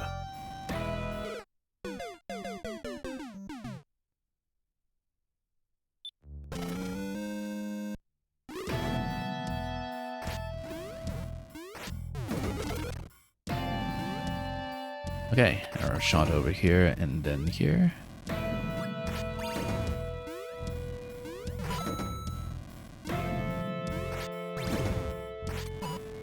And then we'll just knock that out. Open this gate. Nope, I was trying to drop a bomb there. We should not have gotten on the conveyor before doing so. It should have been a fairly instant crush. There's no need to rush it when it comes to our own positioning.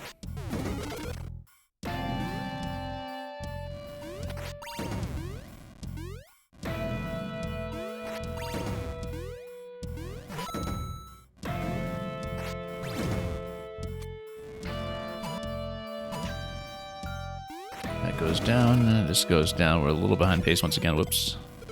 The bomb did not get crushed at all that time.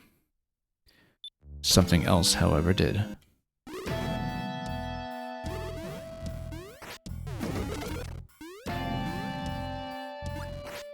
Let's not dawdle too much on the diagonal shots in either end.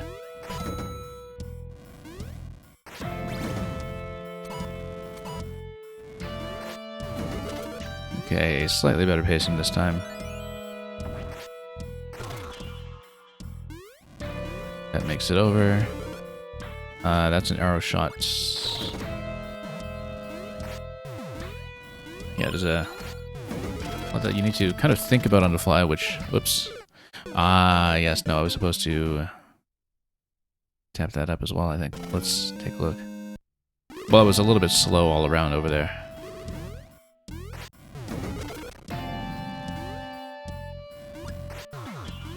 Generally, though, it's been pretty flexible about giving you some thinking time.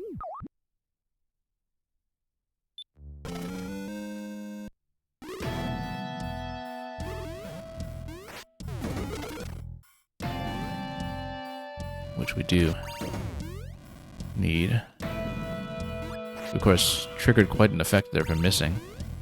The sound effect. The lighting effect, rather, is happy to notify you that your inaccuracy was a bit of a problem.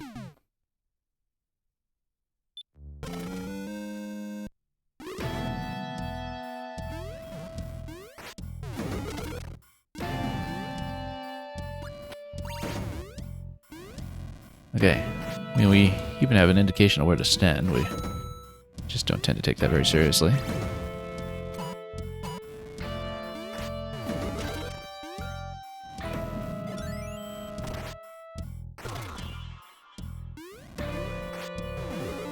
It's gonna be, whoops, arrow shot to the left, I was about to say, except we slid a little bit too far without stopping properly in that location.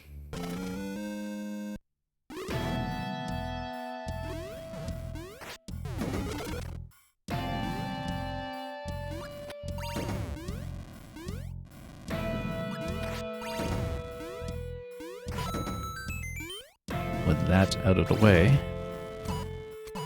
let's do a little more bumping. Oh, no, wrong way. Have to mind our facing direction there sometimes.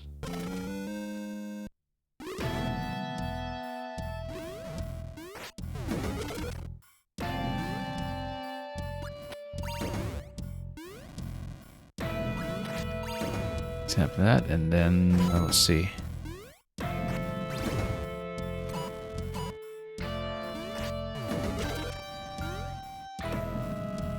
Okay, facing direction is correct that time. A little behind pace, perhaps, but we'll catch up. We've got some room. As long as we don't flub this bit. Or this bit. Yeah, just needed to shield into it. Oh, nope, missed that. I was supposed to stomp it. Or presumably a POW. I would guess that those both give you a POW and give you a little bit of leeway for inaccuracy for time-sensitive conditions, but we don't really know for sure. Given that we missed both of them.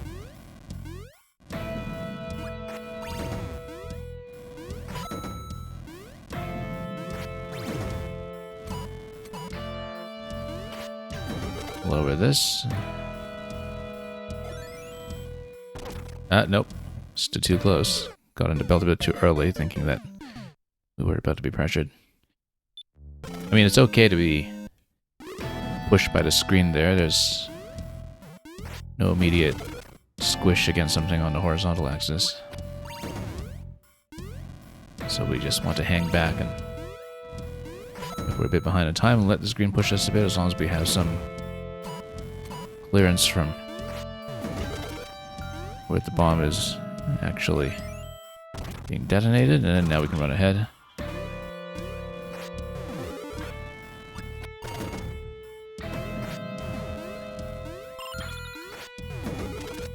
Shield.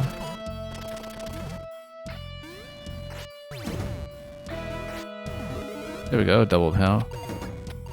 No reason to hit 2, but we did it anyway.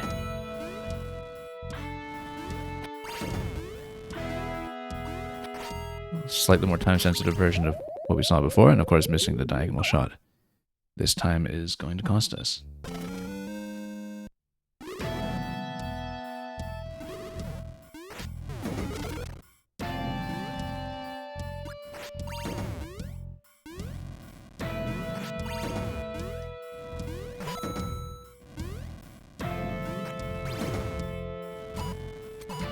Okay, bump this.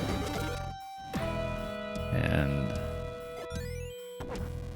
nope, stood a little too close once again, or rather we just detonated that a little bit too late. I've been taking too long to get into position for throwing in the proper direction, so a little less fussing about, rather, and terms of standing in the right place for the bomb to roll. Would help a great deal. Whoops, nope. Stood too close in a shield bump.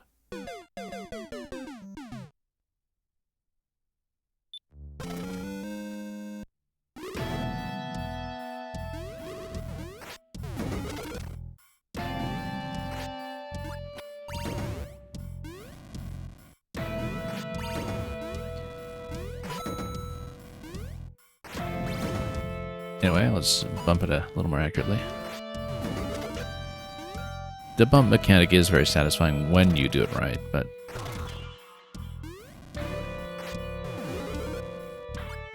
we do have accuracy issues from time to time.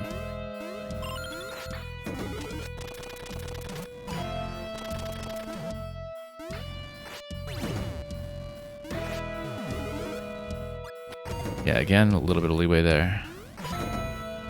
If you're getting in there with a bit too much momentum. Oh, missed a diagonal shot once again. But we made it just barely, as the snake block was collapsing underfoot.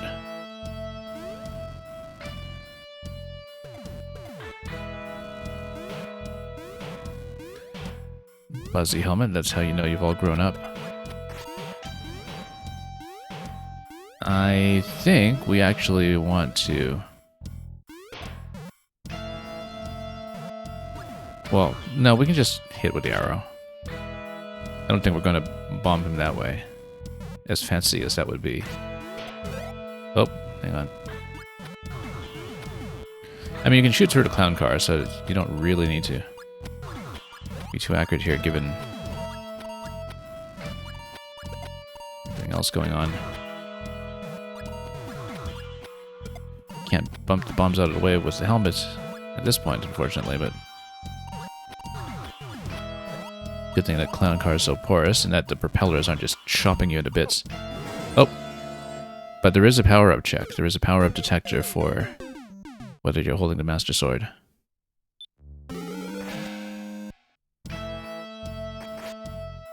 Because it is an instant loss. If so, hence the fuzzy shell to give you that additional point of protection. Amazing how much this fight resembles Super Mario World. I wonder why that could be. Oh. Oh, no. You can actually tap with the sword a little bit too. I mean, he's going to take more damage from the sword, but of course, standing too close does us no favors.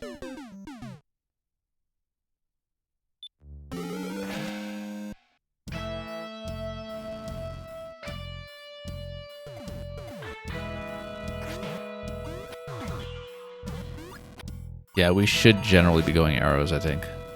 It's a little hard to get in position for the sword given the clown car adding so much protection that it does not give against arrows for some reason. I guess we just do so much piercing damage with this. Yeah, trying to deflect a bomb with the Buzzy helmet would be a fancy way to get the kill, but I think we'd have some accuracy issues there generally.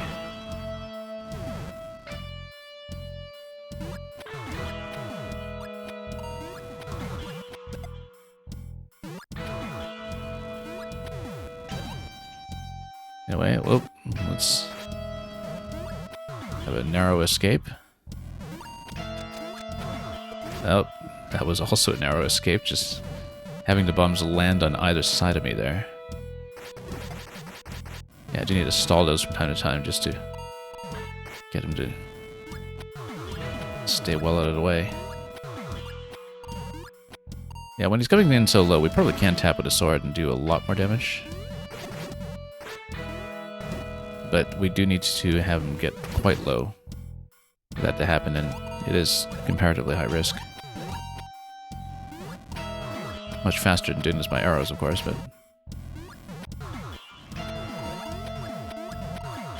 I don't think we have the accuracy to be too reliable about that unless he's completely grounded. Oh, that was close as well. Some very narrow shaves here.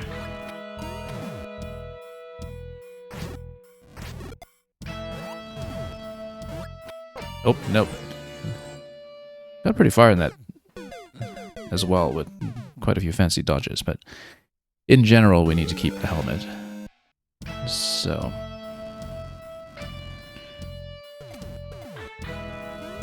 we don't get bopped by any bomb throws on top. Well, so much for the helmet. Okay.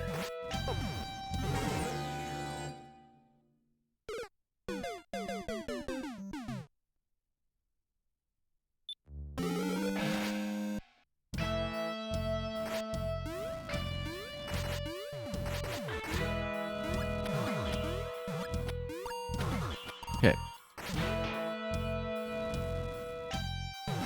Let's be careful with where we're standing. Yeah, trying to stall some bombs if we don't want to deal with them seems to be a good idea here.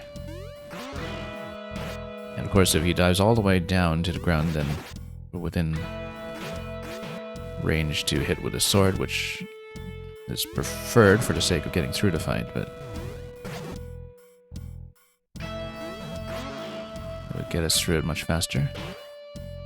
In terms of the damage being inflicted, maybe we should be a little more aggressive about sword while we're wearing the helmet anyway to give ourselves that additional protection.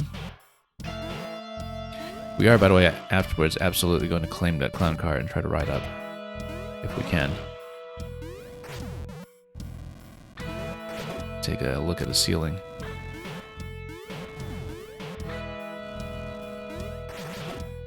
Oh, do want to jump on top of him though? There we go. Got the key. Oh, nothing up here.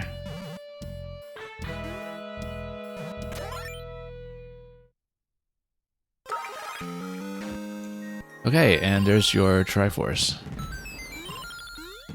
Can I actually make it over to flagpole? I don't think so.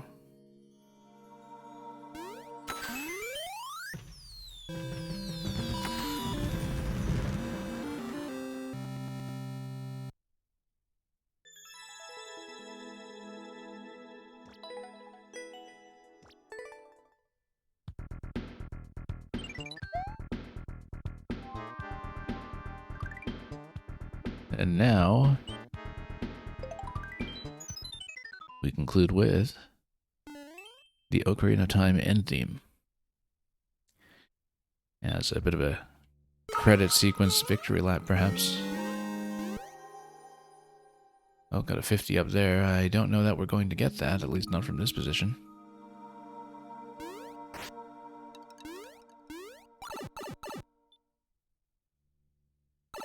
Maybe if there were a vine there here at the beginning.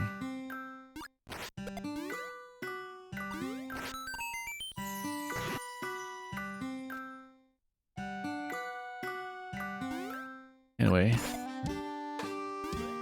we'll experience a rather serene conclusion.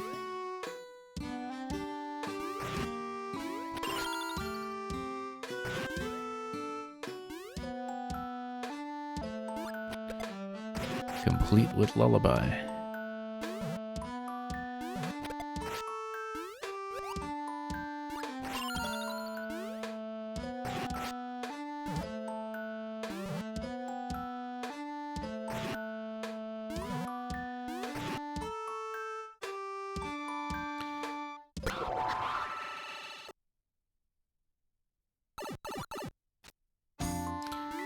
And straight into the second strain of it as well.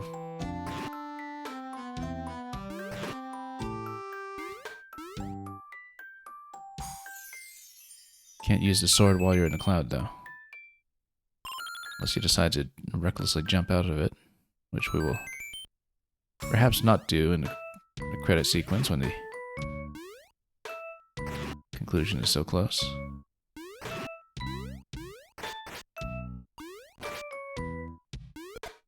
That was a marvelous shot. When it comes to taking out a Goom. Okay, so THX 1138. Are we actually able to get up to the top of the flag here? I don't think we are. So yeah, we totally missed whatever it was to get over to the 50 coin at the beginning. However, what is this? So yeah, there actually is something that would give you an alternate path for an ending sequence up top. Curious.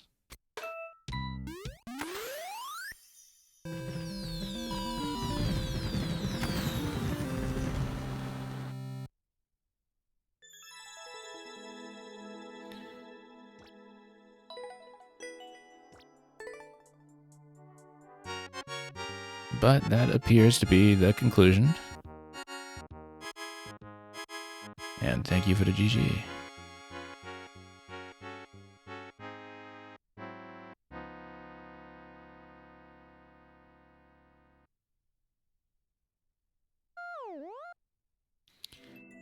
Yeah, so much for the world. So we absolutely did miss some kind of true ending at the ending. Like I said, I probably should have kept better track of which secret rooms we did miss along the way, because there were a few.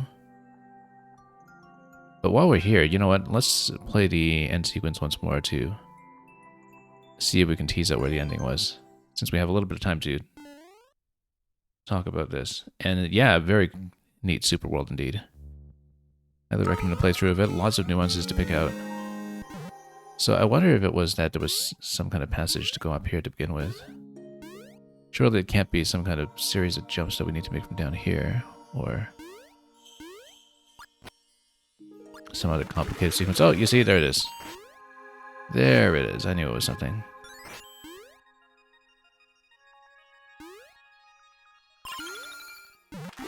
But, oh, okay. We actually needed to take some of this out on the side, and then should have bombed it, perhaps. Or, yeah, no, we failed to get it. Let's rethink this. Because there's clearly some reason why you'd want to keep that. Let's take a look at this properly. Ah, okay, no, you just needed to let it go, actually. I didn't do earlier. Let it float onto the corner. Let's try it with the helmet, and let's see if there's some passage near the end that we overlooked.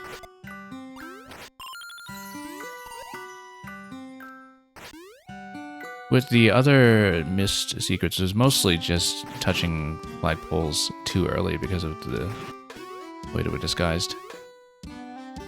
Often we were right there with a key at the door. But with this one, we actually didn't see the solution, so I do want to look at it to see what we can tease out about how the sequence is supposed to work. And, well, so much for that.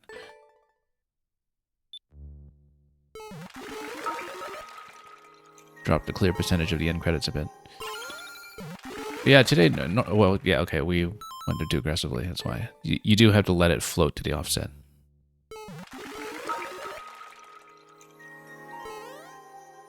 So obviously we're very early on in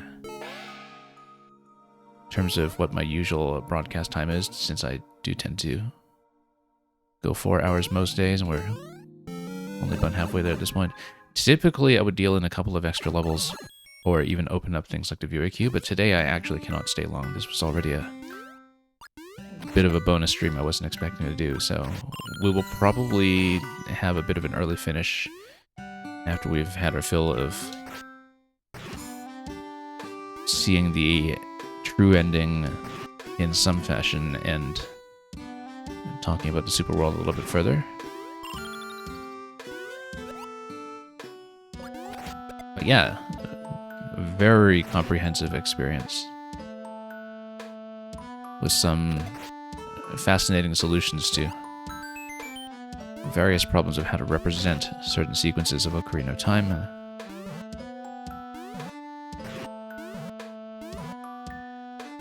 We're certainly throughout always looking forward to seeing how various moments would be handled, and there were some very nice touches throughout.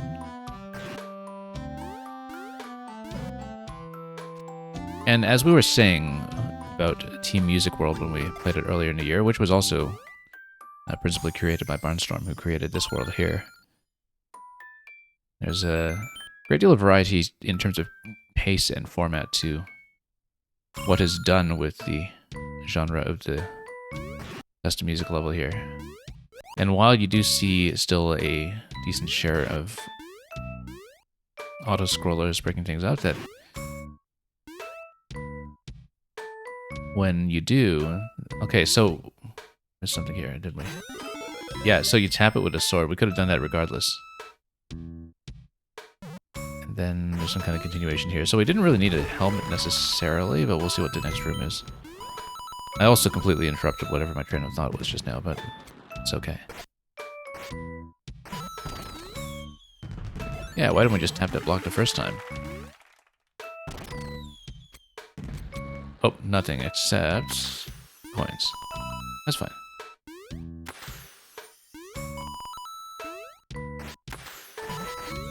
Okay, we'll take the true ending. But yeah, I was saying something about the variety within the music level format, and I think that was definitely true of this world here, that even when you do see the most conventional form in some ways of the playable music level, that being the auto-scrolling platformer, that there would be these touches of differentiation like we saw with the Twin Rova level earlier today that still made them a very distinct experience that was thematically true to the material, even with Ocarina of Time being nothing like an auto-scroller at all, apart, of course, from the graveyard chase, which was actually, I think, one of the highlights. Always nice when a dark level is one of the highlights. Anyway, I want to just look over the list here quickly so we can actually show off all of the pixel art thumbnails and the descriptions. We're not going to go into comments necessarily, that'll take too long, but yeah, you see the introduction over here with Navi looking totally out of scale. And then your starting sword over here in the Magiri Forest. And this pixel art Goma over here inside the Deku tree. The Goma fight I thought was really beautifully done with the limbs being represented by the Wigglers. That was one of the highlights. And that's what was one of the levels too, as with the other dungeon recreations, where there was so much that was packed into one level that it was really quite a treat to see. We've seen it on a couple of occasions in the past over the years of playing Mario Maker, that you would have this really full-scale dungeon that still makes room for the boss, but it's been a while since we've really been able to feature some, and we had several over the course of this set, and we're very much aware of how complex it is to put even one of those together. You'll notice, by the way, with the upload dates, that this profile has been going since early 2023, and probably there was quite a lot of planning and framework that was already in place for the rest of the sequence after that in terms of the Super World plan. But anyway, the fact that this profile has been kind of up and active since 2023 is also kind of notable, that this wasn't just a final upload all at once when the project was finished or anything like that. This had been steadily rolled out over the course of some time. It's kind of remarkable, actually, given the number of plays on it and given the format that we hadn't actually seen any of these levels individually previously. This was all new to us as an experience. Anyway, over to Hyrule Field. Then the pixel art Zelda here, I guess, the pixel art young Zelda, stands in for the fact that nowhere in the level do we actually meet with Zelda. She's kind of implied as you reach the goal over there. Gorons, however, still look very familiar as Gorons. And yeah, the implementation of the Paragoombas as Takokos in Kakariko Village, that was a really memorable touch as well. that you would have that as the clear condition side quest. Inside Jabu Jabu's belly, which honestly is much more watchable, much less of an eyesore than the actual Jabu Jabu's belly. Sweet Princess Ruto, where has she gone? Well, I didn't spot her either, actually. I was kind of wondering how do you represent the Ruto escort, but we still had some pretty interesting recreations of the mid-boss and boss and everything else in there. I probably missed something aesthetically that was meant to represent Ruto. I shouldn't assume that it wasn't there. It's probably just something I overlooked. And yeah, like I was saying, the overworld layout itself, in terms of how it conveyed a sense of place and a passage of time, that was something kind of worth noting about what was done in the World Maker as well, and in terms of something that a lot of makers, even those who put a great deal of effort into the individual levels, might often overlook about putting together the world format.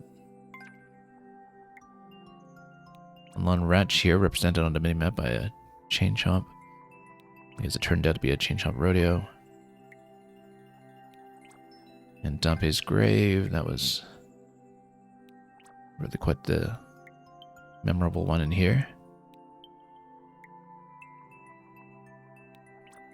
And as we get into the forest sequence over there, so I was quite impressed with the Phantom Ganon fight in particular, actually, in the way that you kind of had it map out into 2D with the portrait frames in the background, and Phantom Ganon kind of following a sequence of appearing in each of the frames. That was something that I thought was very cleverly put together. And also one of the major highlights that I think we'll take away from this experience. And of course, a lot more of the temporal back and forth as you get into the shooting gallery.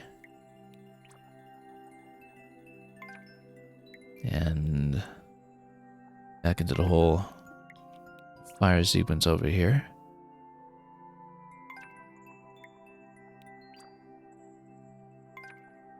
And yeah, the ice cavern having that really nice and vast contiguous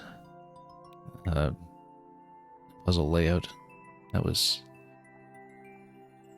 something rather nice to see. I mean, I think that in the 3D Zelda series, that's often something that stands out about the dungeon spaces as well, is when you have those solutions that really kind of cross over between room scale spaces and really take advantage of the vastness of the interactive play space that's available to you. I think most of the most memorable 3D Zelda dungeon solutions involve something like that. Some kind of multi-level thinking, or connecting one point to another that is quite far removed. And I think that was pretty well represented here with the ice cavern solution. Serenade of water, the fishing pond with a little cheap fishing game. That was one of several minigames that were kind of neatly interspersed throughout the sequence as well, in which, again, it captures the sort of variety show aspect of the Zelda series itself, is that in some ways the appearances of a lot of those completely frivolous minigames are very much a core part of the series' identity. And yeah, with the water temple here leading up to the Morpho fight, which, you know, in a 2D space, it actually resembles the Volvagia fight in the fire temple, perhaps more than one would expect. But in terms of the central water temple puzzle, and how that was represented by what is almost certainly a bit of a staggered layout in the vertical space to take advantage of the rising water level doing its thing in multiple configurations. And that was, I think, pretty well put together. it's one of those cases where, you know, from a maker's perspective, you can see how it was done, but you still come out with a tremendous respect for the finesse with which it was executed and the kind of level of polish to it. And again, the amount of stuff that was crammed in here, given that you also had entity budget already set aside for music itself. And yeah, making sure that, of course, everything, particularly including the Songs of Storms, is also represented here. This was where we stalled a little bit yesterday, the sequence from Bottom of the Well over to Shadow Temple, but I think that was mostly just my being a little bit fatigued as a player. And misreading perhaps some of what the game was going for, what the levels were going for with depicting playing around the Eye of Truth, which in some sense, how else are you going to do it other than by reading some of the visual clues and hitting invisible things? That is literally what goes on, right? So we took entirely too long on some of those targets, but in the end we managed. And got through Bungo Bungo as well. And anyway, this is where today's sequence began here in Gerudo Valley. And with that interesting touch with having the Gerudo warriors depicted by Wendy's everywhere.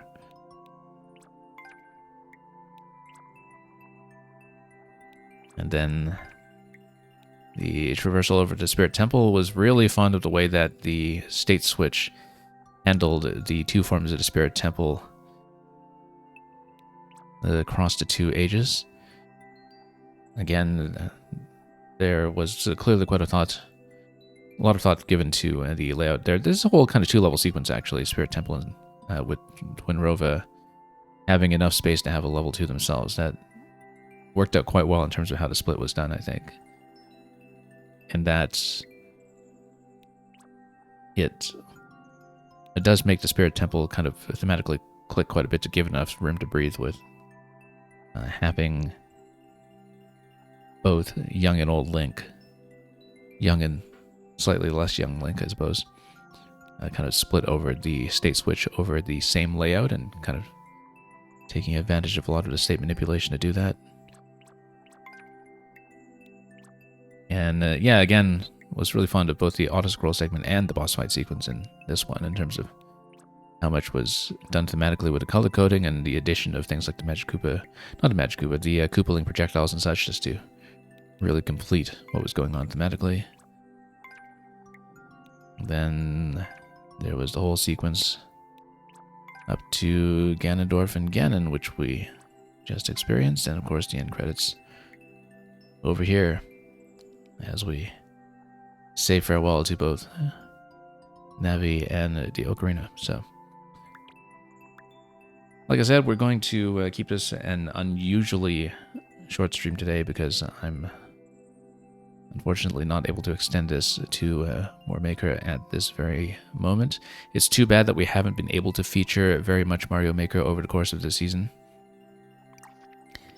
because we've been so busy with both Hollow Knight Silksong and the Donkey Kong Bonanza expansion just taking way more time than expected, but I'm glad that at least we got the Zelda world here out of the way prior to Age of Imprisonment, which we are likely going to be featuring as one of our main priorities in November. I will see when we can deal in more Maker because I have a pile of things like Super Worlds and puzzle codes that I want to get through, in addition to wanting to secure a little bit more time for viewer levels at some point, because we haven't really run an open queue since late August, and that's sort of an unusual gap for us. Although I guess we've had a couple of those unusual gaps in the past year or so and have been featuring Maker much less than usual, but definitely it's the intention to make up for lost time with that at some point. It's just that it might still be a few weeks off before we're back to that fully because we've got such a big run of Nintendo releases ahead of us in November and early December. But I'm glad we made time for it, and great thanks once again to Barnstorm for having put this together.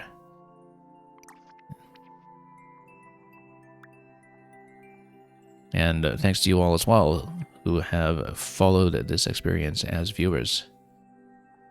And certainly for those who haven't had their hands on this themselves, I strongly encourage a full playthrough to really take in what this is all about from beginning to end. Fairly easygoing experience by the end of it, but again, you know, that's what happens when you have a variety package like this that's kind of gentle to players of all backgrounds who are going to have their various strengths and weaknesses when it comes to, say, auto-scroll versus the kind of light puzzle rooms that you have, or boss battles or whatever else. So just a lot of variety end to end, and we had a great time.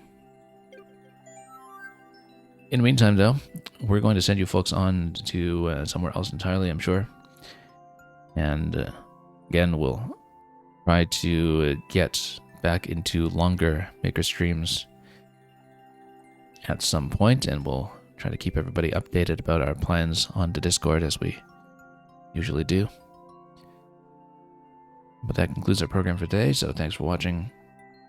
And until we meet again for something else, be it Maker or other games that are coming our way, have a wonderful time ahead of you with everything that you may be experiencing on or offline.